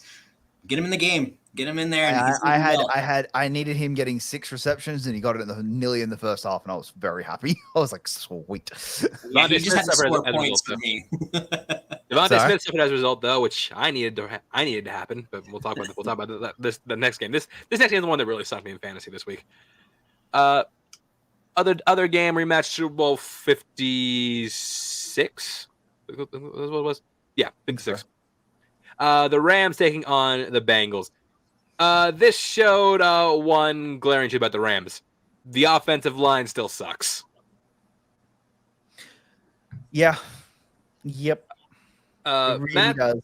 Matt Stafford in this game. I want to pull the exact number because it was abysmal. Matt Stafford was sacked 6 times in this game. And it would have been worse because there were a couple that were taken off the board. Yeah. This was a game of two halves too. One, the Rams, their teams may have started to figure out Puka. Of hey, if you actually put people on him, you can he kind of comes a little irrelevant, and the Rams don't have anyone else to support. So that's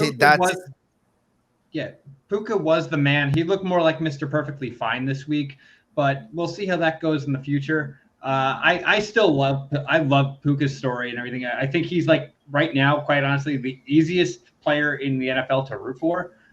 Like who does not love everything that he's done, his backstory, everything nobody knew who he was 3 weeks ago. Like this is such a cool story to watch, but you're 100% correct. Now there's game tape on him. So he's going to, teams are going to be prepared for him as opposed to week 1 where it's like, who the fuck is this kid, But the big thing, though, the offensive line, Stafford is arguably the least mobile quarterback of the starters in the NFL right now. He's up in that conversation. And Burrow with his bum ankle was like this was a terrible game for that perspective. Like you had like just no mobility on either side of the ball from the quarterback. And it basically came down to which one of these two teams is able to punch one in the run game. And it happened to be the Bengals. Yeah. Yeah, that was the thing. Like the offense for Cincy wasn't anything special. Higgins was awful. Higgins was awful. Jamar Chase had a good game, but again, couldn't get into the end zone. Burrow couldn't even get not a touchdown. The only touchdown came from Joe Mixon, who went on a busted run play. Not busted, might have been a very well designed play. But the difference is the Bengals defense showed. Actually, both defense showed up. But the Bengals defense more so, especially with the pass rush. They terrorized Stafford all game. Yeah, the Bengals defense is one of the most improved units in the league this year because like each game, even though they lost those 2 games, it wasn't on the defense. Like they've held all 3 teams down pretty well. And if the Bengals offense can, rebound, which obviously is largely dependent on Burrow being healthy, they still can make a run here. But, until Joe Burrow is healthy, the team's going to look very vanilla with that offense when they should look explosive. Yeah. I'm a little bit concerned about my Super Bowl pick. Little bit concerned. I think I am glad because it means I can watch the game. If you're wrong, I could watch the game. Oh, you were watching that game. If it is that game, because we are going to hijack you and make sure. I'm going to run away, and you will not find me. Oh wait, crap, Mike, you know where I'm going to be. Fuck. All right, yes, I do. Yeah, no, we know we both know where you're going to be. So I think only one of you knows where I'm going to be. But yeah. But yeah, no, I think I am concerned about it. I think, again, I went into this game going, you're an idiot for playing Joe Burrow. I still think you're an idiot for playing Joe Burrow. I think the backup. That like having him throw 50 times on a calf injury, that's not good. Yeah, I mean, he wasn't leaning on it or anything. What the concern, however, was the hits he was taking. It wasn't that it's not that, hey, a calf injury isn't going to turn into an Achilles injury. Like we are kind of, everything we've heard, he's not going to go down like Aaron Rodgers. He could bust his shoulder, he could bust his elbow because his sternum or something, because guess what? He keeps getting hit, and that's a concern, and that is a real concern. He needs to he needs to be able to escape and get mobility. Now, the lucky thing is the next 2 games are against pretty weak defenses, so maybe either they don't have to play him or he can, he's not getting his hit. I do not know what is going on my soundboard. But yeah, anyway, since he got a much needed win, because you can't go 0-3. Yeah, Ryan, do you have to take the only thing I have to say is I'm sad of it because Cooper Kupp is a hometown hero actually for us. He's back from where I'm from originally. Is he really?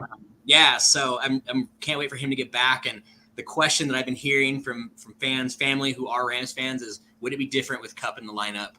I don't think so. I think that showed that this past weekend with 6 sacks. Yeah. He's not even going to get the ball if they can't have time in the pocket to get it to him. I can't wait for him to come back, and maybe things will change, but who knows? The Rams aren't looking solid. They can play as fearless as they want, but they're still in for a long season. Yeah, we'll see. That's going to bring an end of our recap. We now move on to the week that is coming up. We have a week 4 predictions / stunks or not stunks. Starting with Thursday night football, we have the Detroit Lions taking on the Green Bay Packers. I'm actually disappointed. I have plans on Thursday night, and I'm not going to be able to watch this game live, and I'm a little disappointed. And Bethany is pissed, but we are going somewhere, and we're either going to be watching it on a phone or not being able to see it. This looks like it's going to be a great game. This is one of the few Thursday night games I want to watch. Yeah, I'm really looking forward to this game, which means it's going to be terrible. I'm actually not seeing. I'm actually not going to go see the Creator on Thursday. I might go to a late session, but I'm waiting to watch this game because I'm really excited. I think it's going to be a good game. I'm going to go Packers. Again, I think the Lions are a really good team. They've proven me wrong in thinking that the Lions weren't going to live up to the hype, but I think the Packers, the fact that Jordan Love is doing this with no one, and that Packers defense is good. That Packers defense is really good. I'm gonna go Packers. I'm gonna say a bold prediction here. I think that each team, both of them, are going to have a defensive touchdown in this game. Yeah, I think both of them are going to cause a turnover, and both of them are going to get a defensive touchdown. This is going to be a hard-hitting, it's a division rivalry game. It's going to be hard-hitting. It's going to be in the trenches game. I think the experience factor of Jared Goff versus Jordan Love is going to come into effect a little bit. I'm going to go with the Lions, but it's going to be close. What you got, Ryan? I agree. I think Jordan Love's going to show up and not going to be what everyone thinks he's going to be. I think Goff's going to take it. Lions for me. The only betting advice I can give you is if you think the Packers are going to win, don't bother with the line. Don't bother with line. The line is not worth it this week. So just what is it? 1.5 points already. Yeah, it's like you're not even getting a field goal. Go with the money line. And that's only if you think Packers are going to win. If you think the Lions will win, avoid this one just in case. It's just not worth it. All right. And as a recently admitted gambling addict, I appreciate that advice. Oh, Ryan, you have no idea. Doing this show got me into sports betting. Don't ever come visit me then, because that's where we'll live down there. I'm gonna be in Vegas next month, actually. Oh. We need yes. Yeah, no, we will be in touch. For this game, I'm going with Detroit. I do think that, the Packers defense look impressive, but I don't think they played a real offense. I really don't, and I think this could be their first real test. So I am going Detroit on this one. For stonks on this one, I'm going with the Sun God, baby. Amon-Ra St. Brown. He's an always stonks kind of guy for me, so I say stonks. I think this is a really low scoring and hard hitting defensive game. So I'm going to say not stonks. All right, Ryan, your tiebreakers. Amon-Ra St. Brown. Is he stonks or is he not stonks? They're calling for 45.5 points. I think he's going to stonks. I think they're going to get a lot in the air. All right, we got stonks on Amon-Ra. All right, up next, going to our not our Sunday slate, but we got a little bit special one. We have our very first international game, but not just that. This is the very first Toy Story Bowl. In case you don't know, this game is going to be simulcast on Disney Plus, in which they will animate it in real time in the style of Toy Story.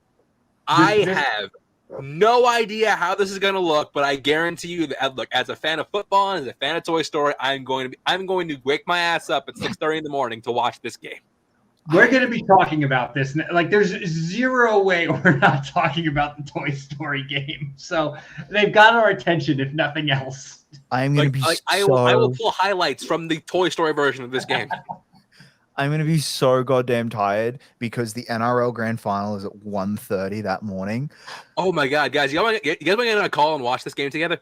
I might do it actually because I'm going to be so tired. Although she might murder me. That's the risk I'm willing to take. Sorry, we probably should. That's the risk I'm willing to take. Thanks. No, okay. I've got Jags winning this. Jags have a really good run defense. So that's going to force Ritter to throw. Ritter's not good. So, yeah, I'm going Jags.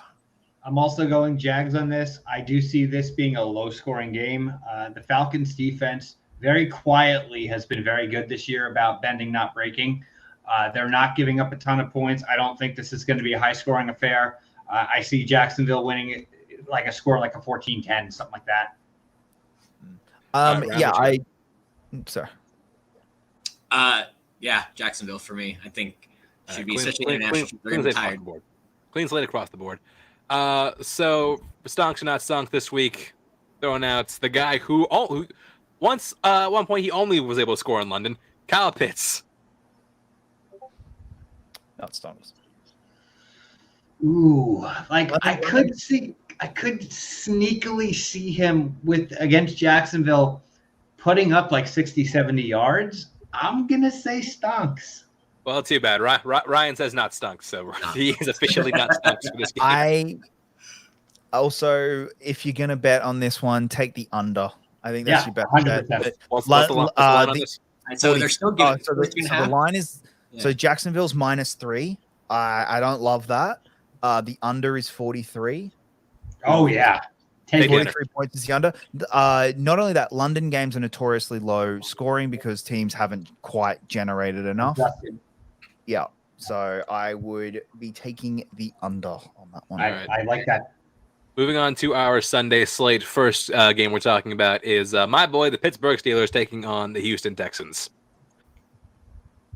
This game, I'm not gonna lie, I'm a little concerned. I'd be concerned no matter what, just because look, when we play these heavyweight contenders, juggernauts, I'm usually fine because I know more often than not Tom is going to have his boys prepared. When we face teams that are considered bottom feeders, I get a bit concerned. However, I'm not concerned with this. I know Pittsburgh is going to take home the W. Houston's going to put up a fight. Houston is going to put up more of a fight than a lot of people think. But in the grand scheme of things, it's still the Steelers' defense that's going to keep them alive. Their offense does not have to do a ton in this game to win this game. I am going to take Pittsburgh in this one. Another game I don't think is going to be especially high scoring. I think while the Texans are frisky, I'm going to take Steelers. Also, if you want to prop bet for this game, I would be putting a CJ Stroud pick 6. I would say CJ Stroud pick for sure. Pick 6 is pricey, but pick for sure. Ryan, what you got? Pittsburgh should walk away with this. No problem. I have no confidence in Texans. Good. I'm glad you're seeing the light. I'm glad you're seeing the light. And as we know on this show, everyone on Pittsburgh stunks. Everyone on the other team not stunks. Moving on. Up next, if this is not game of the week, I will be shocked. It's Miami versus the Bills. Jacob, I would love a hard cam on you for the entirety of this game. One, stay the fuck away from this game. Do not bet on this game. And the only reason I say that, okay, there are two options. This is a tough, hard-fought game, or it's a 30-point blowout, and I don't know which one it's going to be. I could wake up on Thursday on Monday and you tell me, oh, hey, the Bills had the Dolphins put 50 points on that Bills defense, and Josh Allen threw 4 turnovers. I could believe that. I absolutely could see that happening in this game. I could also very easily see Tua has his first bad game, and the Bills actually play well. Well, I decided to take a bet on this game. I have a pretty big bet slip on this game that I really, really would like it to pay off. So, so okay, to win this, look, I'm gonna say Bills because they're my team and I need it to happen. So, we've already lost one divisional game. We cannot lose a second one, especially the home one. I think that is going to be a factor. The only way we win this is we force turnovers. We need to force Tua to turn the ball over. I think we can do it. I do think it's possible, but that's the only way we can do it. And that's the only way we can win. I do not. How the hell are we favorites? That's why I put money on this game. So give you my bet slip for this one. I did take Miami on the money line. I took the over on points. Took the over on Bills points. It was 27.5. Took the over on Dolphins points. It was just 25.5. Definitely took that. And I took the overs on the half for points on both of them, which is 13.5. I didn't both score at least 2 touchdowns by the end of the first half. Bottom line, I need the Dolphins to win. It needs to be a shootout. That's what I need. That's what my wallet needs. I'm picking the Dolphins because my wallet needs it. Yeah, well, especially given it's meant to be 77 and sunny. So yeah. And I think it's in Buffalo, isn't it? Yeah, it's in Buffalo. All right. Ryan, what you got? Oh, Miami. They're firing on all cylinders right now. I think it'll be a good test for their running game to see what Buffalo does. But I think between the passing, receiving, and the running, they're going to walk away with this game. Mike, what you got? A game you have vested interest in because this is your division. I think Josh Allen is putting on the Superman cap this week. I think Josh Allen is going to have the best game of the season for him so far. He hasn't had a game that he has shown that he's Josh Allen. This is the game he's going to do it. And I think Miami is going to be a little hungover from that Denver game. I'm taking Buffalo. Interesting. That is where I think the only way we can win is. I actually like the 70-point blowout helped us. Yeah, I really do. I think it still does. I think that they're going to be so high and mighty, and that thing is going to be on film all week in the Buffalo room. I think this is a knockdown, drag-out fight, and I do not think it's I don't think it's a high-scoring game at all. Yeah. I think it's ugly. I think it's brutal. It's also why I think Tua needs his fucking contract, because I have a feeling he might get hurt in this game. I think this is going to get ugly. I think this one's going to be a real drag down. Jacob, can you go 1 week without killing players on this show or in general? you already killed Nick Chubb. You got to kill Tua too. Wait! I did not kill Nick. When did I kill Nick? No, yes, Chubb? You did. I have receipts. Yes, you did. You literally said in our chat, "Hey, you gonna stop Nick Chubb?" And then we did permanently. So that's on you. Okay, that was okay. Fair enough. Fair. I'll call that one. So for this game, I'm gonna throw out one Mr. James Cook. I'm gonna say not stocks for a reason. In that I don't know how much either team is gonna be running the ball in this. I think it's gonna be a very air raid game. So I'll say not stocks for that reason. Miami's run defense is pretty good. Their secondary is not so good. So Josh Allen's going to be throwing the ball a lot or escaping and running for his life. One or the other. And I'm going to be having a heart attack either way. I forget Eli Apple's still on this team. Okay, so that 2 not stunks? Yeah, I'm not stonks. I don't think. What would you have said, Ryan?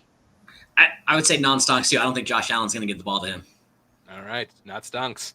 All right, moving on to a game that is going to have us all basically have us all watching like this.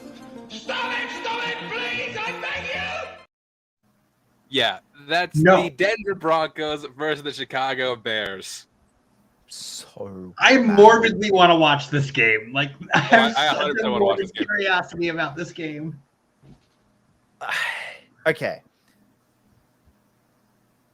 As I just said about how I think the worst thing for the Dolphins was the 70-point blowout, this is the single best team that the Broncos could play this week was the Bears. This is the bounce back game. I honestly think this could be a 50-point blowout. I have a feeling the Broncos could put 50 points on the Bears. We are not that team win, and this is the angry coming back. They play well. Russell Wilson looks incredible. This is like, we all go, there's the Broncos, and we all think that they're okay and they're back. And instead, the Bears just suck. And that's what it actually is. This game has bounce back written all over it for Denver. I agree with that. And something Denver has really struggled with most of the season has been establishing a run game. They're going to do that this week. And Chicago is such an erratic team. The Broncos defense right now has, of any team in the league, the biggest chip on their shoulder to say, hey, that was a fluke. Yeah. And the Broncos are going to be playing angry in this game. I got the Broncos. Ryan, what you got? I'm the exact opposite. I've seen Russell Wilson get into his head over and over again in Seattle. I think it's going to happen again. I think he's really overrated with this team. I think the Bears are going to sneak this just barely. And I'll be really happy when they do. I'll be over the moon if that happens, because I'll be rooting for the Bears. Yeah, like I'd love to see the Bears win this game because I just think it'd be hilarious. But as someone who just does not like Sean Payton, I think this would be absolutely hilarious if they lose this game. It's mental, I'm telling you. It's gonna happen. That being said, I 1,000% recommend betting the Broncos this week. That is one of my bets for this week. They are -3. They're 3-point favorites. They are going to put more than 3 points on this Bears team. All right. So for this one, let's throw out one DJ Moore. Going against his old team, by the way. Going against his old team. No, wait. I'm sorry. You're on the Panthers. Yeah, my bad. I'm like, DJ Moore's on the Broncos, right? No, he's not. I'm thinking the other orange and blue team. I'm going to say not stonks, and the reason I say that is the defense is going to get better this week. The defense is going to make sure, the Broncos are not a 70-point loss team. They are just not. They are going to bounce back. They are going to be angry. They are going to come back and prove Vance Joseph, if he's still the freaking coach, which at this point, unless they fire him tonight, I think he's going to be, is going to have that I am not losing my job game. It's gonna that's what everything about this feels, and I think DJ Moore is not going to be have the time or the room to be able to have a good game. I don't know why I asked with the idea that he's on the Broncos in mine. I don't know, that's weird, but this is not going to be a high-scoring Bears offense in this game. DJ Moore, he'll have a couple catches, but it's not going to be explosive. He's not Stonks. Again, I'm going to disagree. I'm going to go with Stonks. That last half of that game for the Broncos, they look like a high school team out there in the secondary. I think they're going to take shots. Justin Fields is going to take shots, and who knows what's going to happen. That's still 2-1 Stonks for DJ Moore. Sorry, real quick. Over under on the amount of alcohol PLD drinks from this game. Yes. A lot. Yes. All right. Up next, AFC North ball, Baltimore Ravens versus Cleveland Browns. Low-scoring game coming up here, I think. Mm-hmm. This is one based on both offenses, first things first. I think that the Cleveland defensive line is actually going to feast in this game. Like the amount of pressure they're going to put on Lamar, like I could see Cleveland getting 4 or 5 sacks in this game with the way that Baltimore's entire team is with that O-line the way it is right now, with what their perceived running game is. I'm taking Cleveland. I don't love it, but I'm taking Cleveland.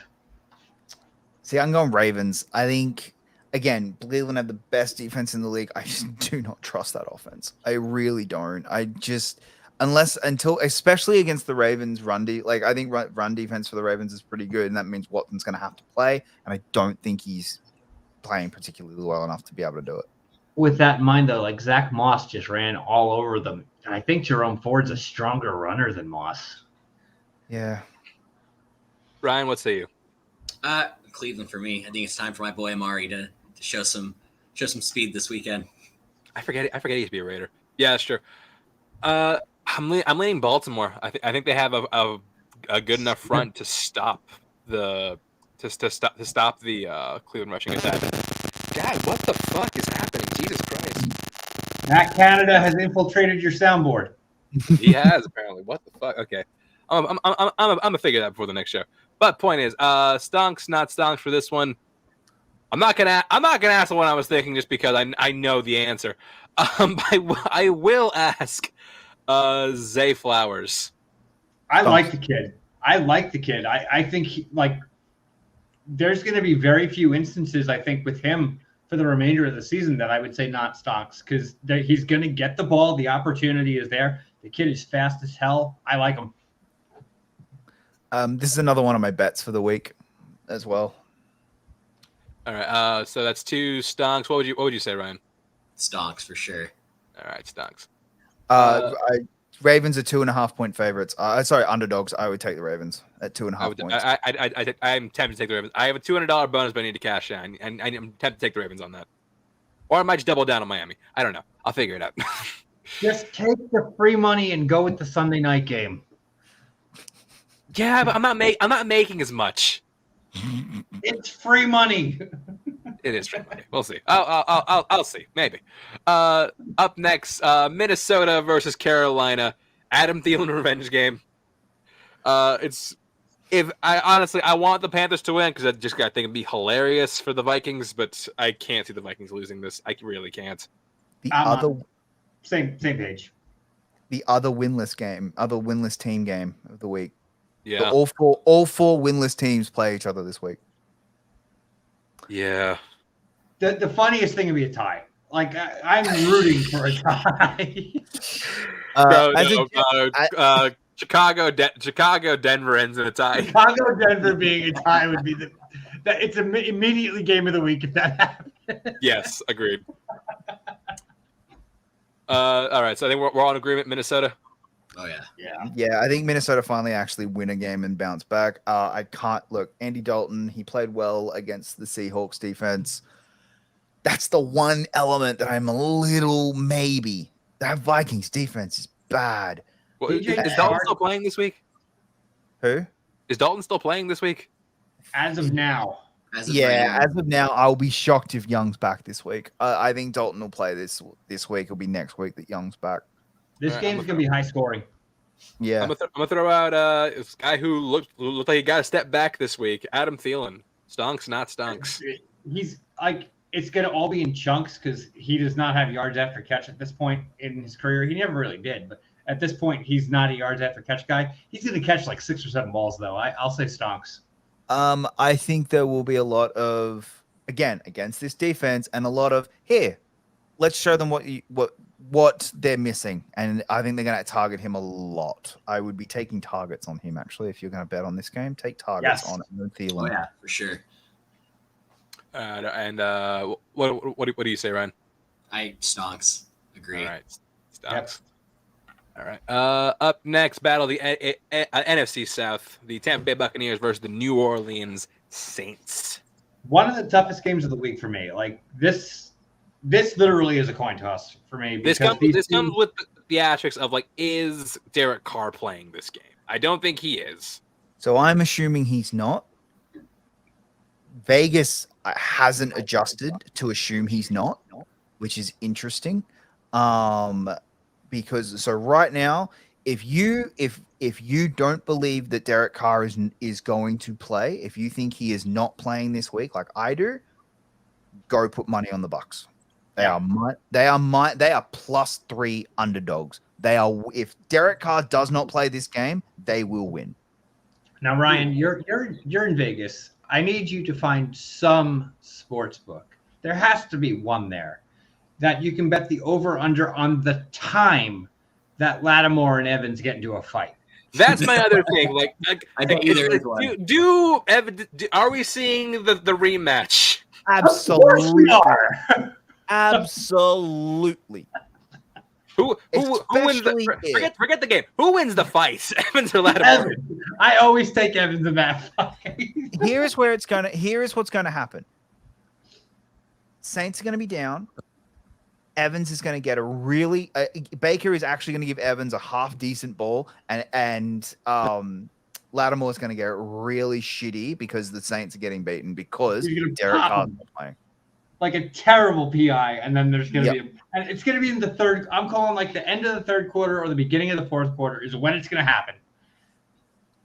All right. So Stonks, not Stonks for this one. Go Chris Godwin. Not Stonks. I don't like what I've seen from him this year. Depends on when Evans get ejected. Okay. Actually, I'll give you that. Yeah, it depends when. If he gets ejected in the first quarter, then he stunks. Yeah, if this fight is in the first quarter, then Godwin's going to be right up there. He's not targeting him. He's not giving him the ball at all. So, Ryan, what do you say? Stonks, not Stonks on Chris Godwin? Not Stonks. Yeah, I don't like Godwin this year. Yeah, he's not performing. All right. NFC East. It's the Baker's not throwing it to him at all. Yeah. He's been open. He's been there every time he's targeted. He's caught the fucking thing. Look, he took lessons from Matt Stafford. Came to Allen Robinson. Just like he's up and I don't care. I'm not gonna throw it to him. It's the Evans show and that's it. Yep. Commanders versus Philadelphia Eagles. This is one I know Jacob liked a lot in betting. I do. I still like this one a lot because again. All right, and I like it now because when I was going through them, they were +7, and that was before last night. And now they're +8. I really like this bet. I really like command. Look, Eagles are winning this game. I'm not. I am under no illusions that the Eagles lose this game, but Commanders play Eagles tough every single time. It is always a close game. I think this one will be close. Again, and you are getting 8 points. I like Commanders over Eagles on the spread. I think 8 points is far too many, and I don't think the Eagles get it. And that's actually a really good payout. I might jump on that. Brian, what do you think? Unfortunately, I think the Eagles are going to pull this one out. I really do. Unfortunately. Yeah. Like I said, I do think Eagles win. Don't get me wrong. I think Eagles win this game. They're good enough. Yeah, I just think it's a close game. And I don't think they win it by more than a touchdown. And if Vegas are giving me more than a touchdown, thank you very much. Yeah, it's not gonna be. All right. My God, what the hold up. Blame Canada. Blame Canada. There's like everything else in the world. All right. I'm going to go, you know what? Let's go Scary Terry against this secondary. Ooh. You know what? Against this secondary? Yeah. I think Well, Sam Howell has time to throw is the question. Will Sam Howell have time to throw? No. No. That is the question. I think really good at contested catches, so I'm going to say yes. I'm going to say Stonks. Look, Bieniemy, he knows this team. He knows this team fairly well. He just beat them in a Super Bowl. So I'm going to say Stonks. Yeah, I like McLaurin. McLaurin's another guy that I very rarely would bet against him. All right, so that's two stonks. Ryan, what would you say? I'm still worried about Sam. I don't know what he's going to do. I don't think he's going to do great against the secondary, but I would say not stonks, but it all depends on their quarterback. All right. Next game we have the Cincinnati Bengals taking on the Tennessee Titans. This is one I feel like you can sit Burrow for. Since Cincinnati should take this, but the way their defense is playing right now, you've got Ryan Tannehill, who he doesn't have it anymore. Derrick Henry's lost a step. I don't see the Titans being able to put up any firepower. I got Cincinnati winning this. I don't think it's going to be a monster win, but they win it.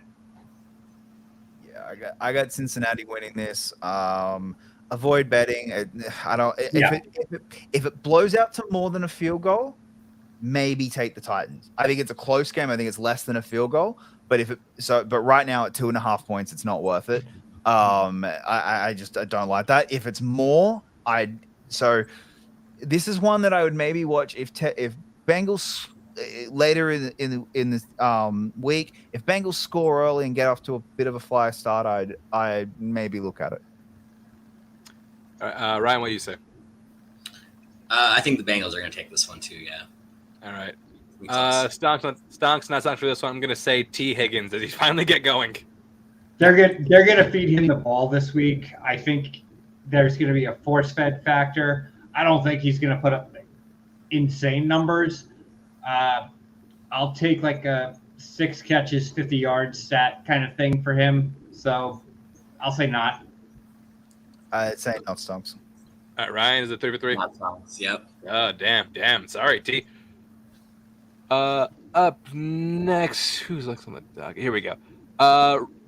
Your boys taking Ryan, the Raiders taking on the Los Angeles Android Chargers in Los Angeles. So basically, de facto home game for the Raiders. Ryan, what do you got? Well, I disagree. There's no home game for the Raiders because if you look at the last game here, how many Pittsburgh Steelers fans were in that stadium compared to Raider fans? It's also Vegas. Right. It's Vegas. There is no home field advantage for us, so no matter what, we're always traveling, it feels like. It's going to be a hard one. I think it's going to be a shootout, but it's our rival. I think we're going to come out. Garoppolo hopefully can hold in there and be calm. We can pull this out for the Raiders for me, but it's going to be ugly. Staley wants to keep his job. He has to win this game. This to me is the Staley, what's your defense actually like game. Staley, go out and have a good defensive game. And if they can do that, I think they can win this. So I'm going to go Chargers. We're 2 for 3 so far on the Chargers being in the game of the week. And it's because of their offense.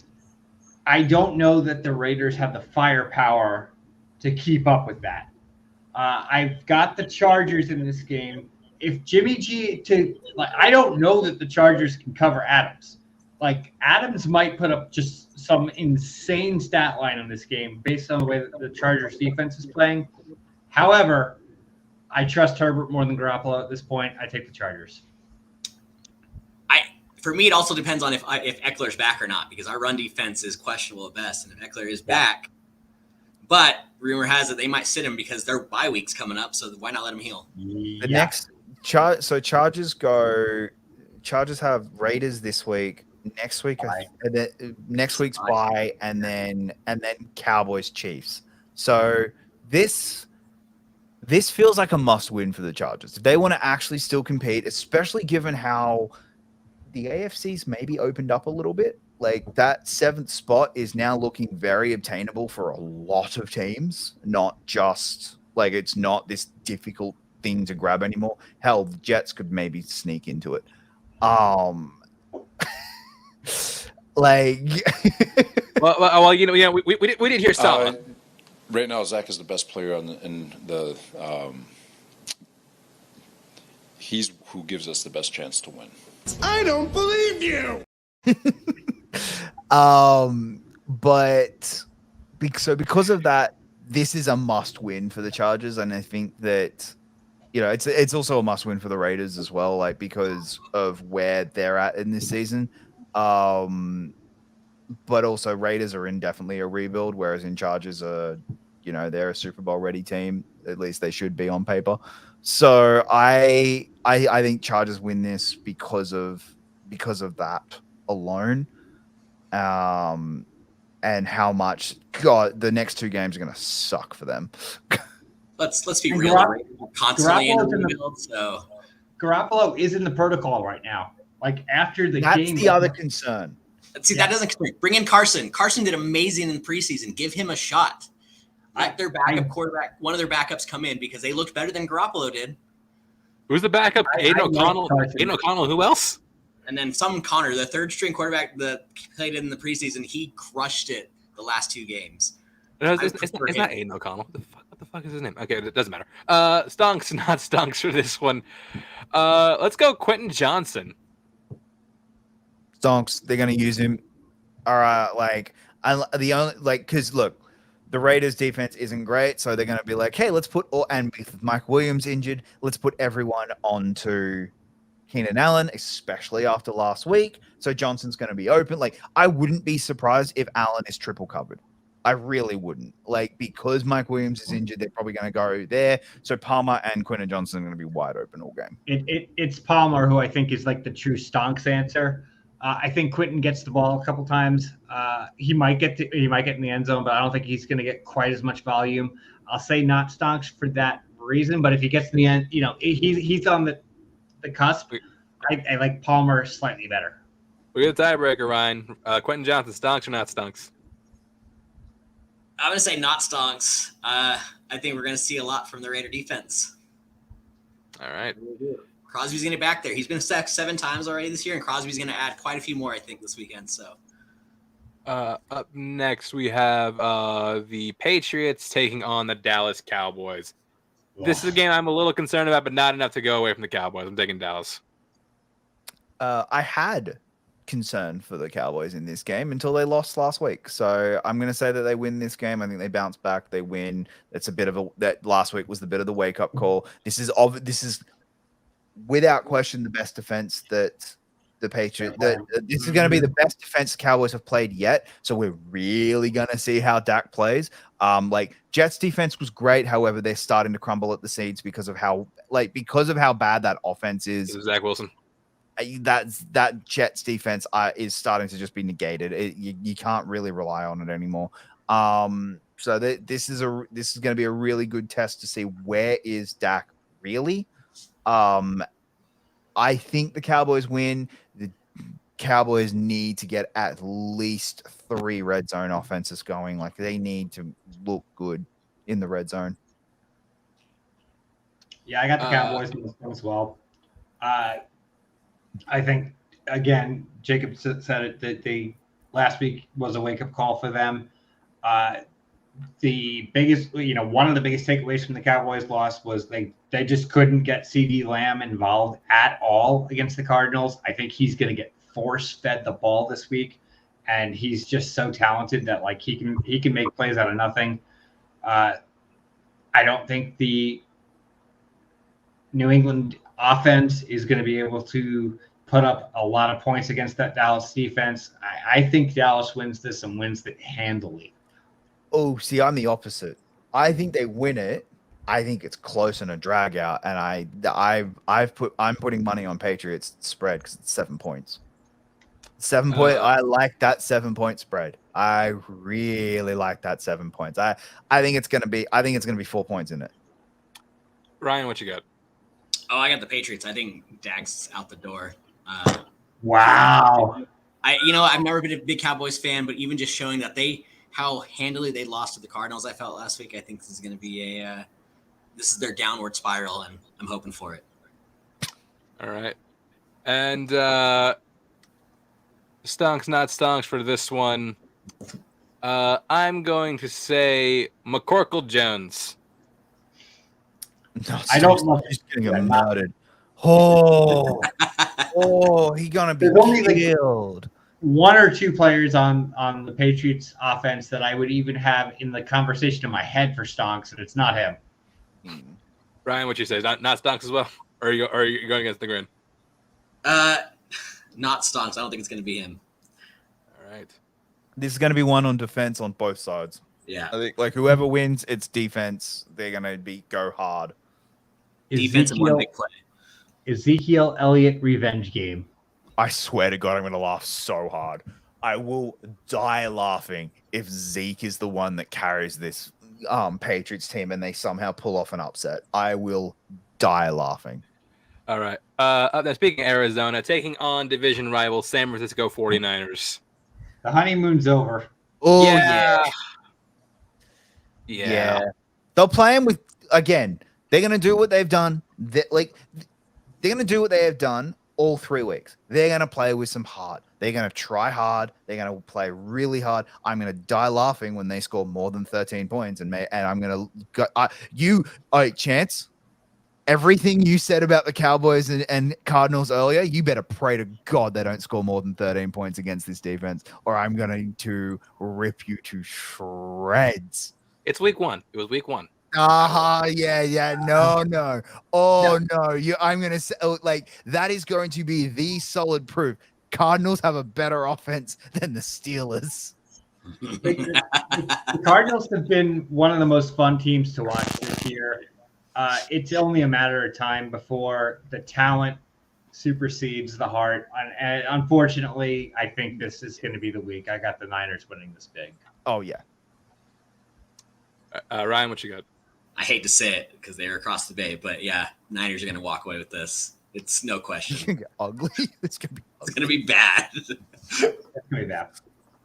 All right. Stonks, not stonks for this one. Let's go. See if we can keep it up. Christian McCaffrey. He's gonna have 100 rushing yards at halftime. Yeah, I'm gonna go three touchdowns and 150 yards easy. So stonks across the board. All right, stonks. Yeah. All right. Sunday Night Football. You saw what the Bears went through in the afternoon. Jets got to do this on prime time. Taylor's going to prey on your downfall while the world watches, Mike. The NFL. If you have not used the Chiefs in a survivor or eliminator pool, this is the week to do it, because this is a guaranteed beatdown. That defense is going to feast on Zach Wilson. And this game, unfortunately, whatever you want to say, yes, the Taylor Swift aspect, there's going to be an unprecedented number of people watching this goddamn game and watching the Jets just get absolutely destroyed by this far superior team. My question is, who gets more screen time, Zach Wilson or Taylor Swift? Oh, God. I don't think she'll be at the game. I don't think she'll be at the game. It's not. It's because it's not. It's in New York, isn't it? It's in Jersey. It's in New York. Yeah. So he doesn't get free tickets. I mean, she can buy tickets. Like, she can buy tickets. Yeah, she could buy it. The NFL would figure it out. Okay. If she's not there, I question her loyalty to Travis Kelce. Like, oh no, she doesn't care about you. But doesn't she? No, she starts a European tour soon as well. Yeah. Oh, so Europe is more important than Travis Kelce. Okay, I guess her job. I yeah. I mean, if any, out of the two chants, one of them is a billionaire. The other one makes less than 100 million. So now she doesn't make enough money. He doesn't make enough money. Okay, I see how it is. All right. I ain't saying she a gold digger, but she ain't messing with number. No, I'm playing. All right. Okay. Well, he broke no more. His jersey's jumped up 400%. Yeah, I know. I love that story. 400% his jersey sales went up. And don't get me wrong, like Travis Kelce is one of my favorite, like aside from a Jet, like that's one of my favorite players. I love Travis Kelce, like to death. I love that dude. He's the man. And like I just saw that, I was like, that's kind of awesome. Like regardless, like this is either one of the smartest marketing decisions someone has ever made, or anyway, you can't use Kanye and Taylor. Anyway, Roger Goodell, I am begging you to call CBS and say, we promise you we will give you another genuine game. We are moving Dolphins to Sunday night. We don't. We are moving Bills. You cannot put this game on prime time. Can't. I'm sorry. This is embarrassing for the league. Roger Goodell has to step in and just go, we can't do this. This is too embarrassing to have this be the only game playing. After all the games we've sat through in prime time last year, this is where he draws the line. Yeah, Zach Wilson having 50 points put on him. Yeah, I think so. Yeah, I would too. I would. This is going to get embarrassing. This is going to be ugly and embarrassing. Or he's paying Taylor Swift millions to turn up just so that people watch it. Right now, realistically, who's watching this game? Mike. Well, I'm a masochist. 50s. Okay, so Mike's actually going to watch it. the average fan isn't watching this game. They're not going to bother. They're going to go to bed. They're going to go to do something else on a Sunday night. They're going to get ready for work, whatever. Like the league needs to actually step. I'm being serious here. The league needs to step in. They cannot allow this game to be played. They have to find a way. If the rumors are true that I saw earlier today, there is Swift is going to be in the area because there's talk that Travis Kelce and her have booked tickets to an opening of a show that exact weekend. So she's probably going to be there. So if they're smart, they'll keep her on there, which is well, no, she's not going to go because she doesn't get free tickets. So she's not going to be there. She doesn't care about Travis Kelce. It's Taylor Swift. She'll get on the field somewhere or another. Come on. Taylor, you want to come play quarterback, please? But yeah. I struggle for this one. I feel like there's not a single person okay, you know what? Fuck it, Garrett Wilson. He's not gonna have time against that defense. I'm like it's one of the best defenses in the league. Chris Jones stonks for this week. You know who I do think is going to be fucking stonks, and this is a crazy one to say. Clyde Edwards-Helaire is probably going to get the ball more than anybody because they're going to be up by so much. All right. What's the line? Hang on. What's the line right now? What is the line? I think it's like 10. Under 20. It is 9.5. Oh my God! Put all your money you have, empty your bank accounts, and put it. Okay, I will admit. Look, the Chiefs aren't amazing at covering. They're covering that. Like the Chiefs are terrible at covering. Yeah, but they're covering. But the payout kind of sucks for that, though. Like what? For them to cover? For the Chiefs to cover, it's all. Oh, put 100. I mean, yeah, okay. You win $80 if you put $100 on it. Okay, maybe I'll jump on it. But actually, put 1,000 on it. That's 800. What is my payout for that? Don't encourage him. Put the number up, Chance. You might need the number for the hotline. Really good at something like that. Actually, you know what? I might put my bet on that because that's actually a pretty nice payout. Moving on. Yeah, use it. Not for money line, but for spread. I might put it on that because that's pretty nice. Yeah, all spread. Right. That's what I mean. They got to cover the spread. The spread only being 9.5 is a joke. It should be 15. It should be 15. And I placed my bet. Okay, moving on. When you walk around Vegas, you're gonna see that hotline number everywhere, and they're speaking to people like you on bets like that. So I'm not a gambling addict. I'm not an addict. Hey, it's funny. I actually barely bet. Like I kind of do, but not a whole lot. I just keep talking about betting. I just give him the spread. Yeah, you do. And Monday Night Football, we have the Seattle Seahawks taking on the New York Giants. Kind of like Geno Smith revenge game, considering I think he did play for the New York Giants at one point. It's gonna be a boring game. Like yes, Seahawks are gonna murder them. God, there's really boring games this week. Like, it's not a good week for football. No, except Toy Story Bowl. Toy Story Bowl is gonna be fire. Yep, Toy Story Bowl. That's gonna be fun. Other than that, like Seahawks win this. Lions Packers. Yeah, Lions Packers will be good. Hopefully, Bills Dolphins is a good game. Chargers Raiders might be a good game. And for this week, I'm gonna throw out DK Metcalf. Stonks, baby. Yeah, stonks. Stonks. All right.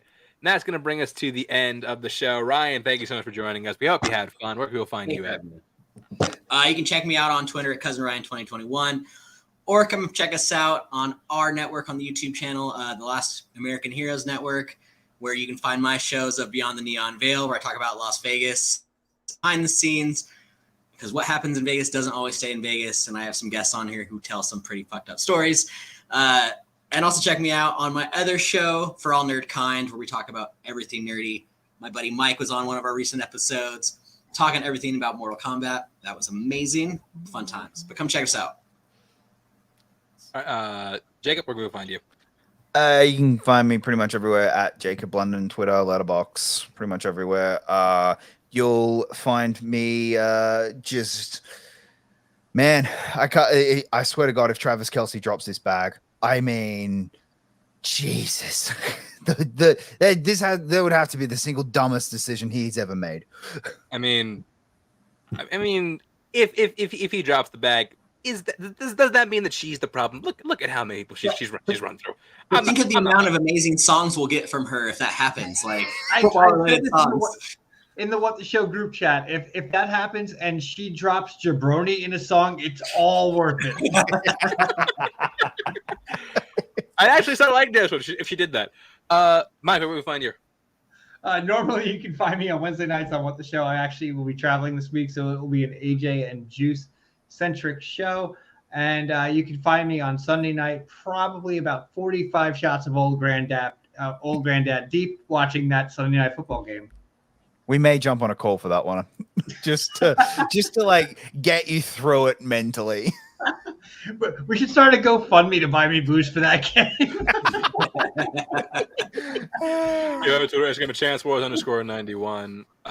Check out the Trust by Chance the podcast. We have 2 episodes in Eastwood Down. We got 2 more coming out, hopefully before the end of the month. We're gonna get our best shot. We're definitely gonna do 2 more. Don't know if we'll get them at the end of the month, but we'll definitely have 2 more Eastwood episodes coming at you very soon. Thanks for watching, and we will see you next week.